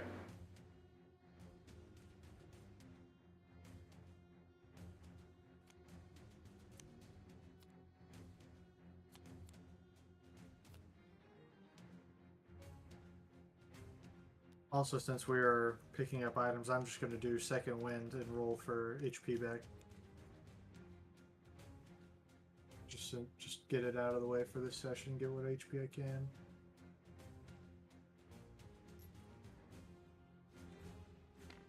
I would like to, if the group agrees, I would like to acquire the deed to sailing ship. Yeah. Okay. If Kev? nobody's against, I'd like to take the holy water and the poison vial. Okay. Logan, are you against me taking the deed to the ship? Oh, I'm not taking anything out of that. Okay. May I add the deed to the ship to my inventory? DM. Yes, of course. Can I do the same as well with mine that Yes. I picked? Kev, did you take any of the potions? yes, I took the potions. Which ones? You gotta go look at them.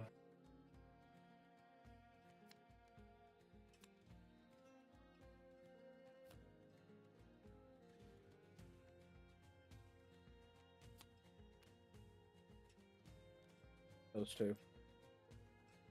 Okay.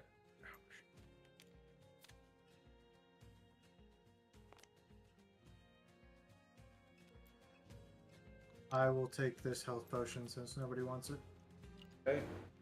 Chris, you don't want the oil to add to the kerosene I gave you already? I can, but I actually my flasks are oil flasks. You don't want the oil to go with your oil flasks?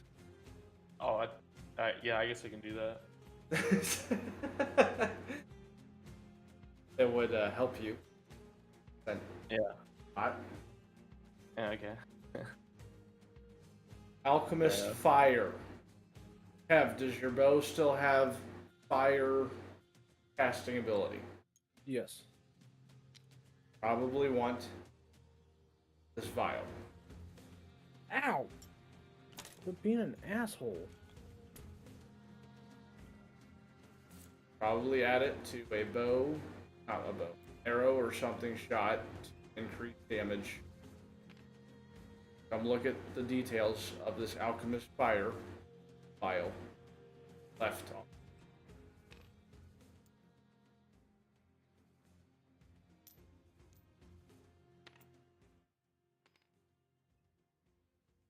Gotta get your hand off the stuff over here on this side of the table. Come look at the last thing left on Jim's side of the table, please. There it is. Sorry.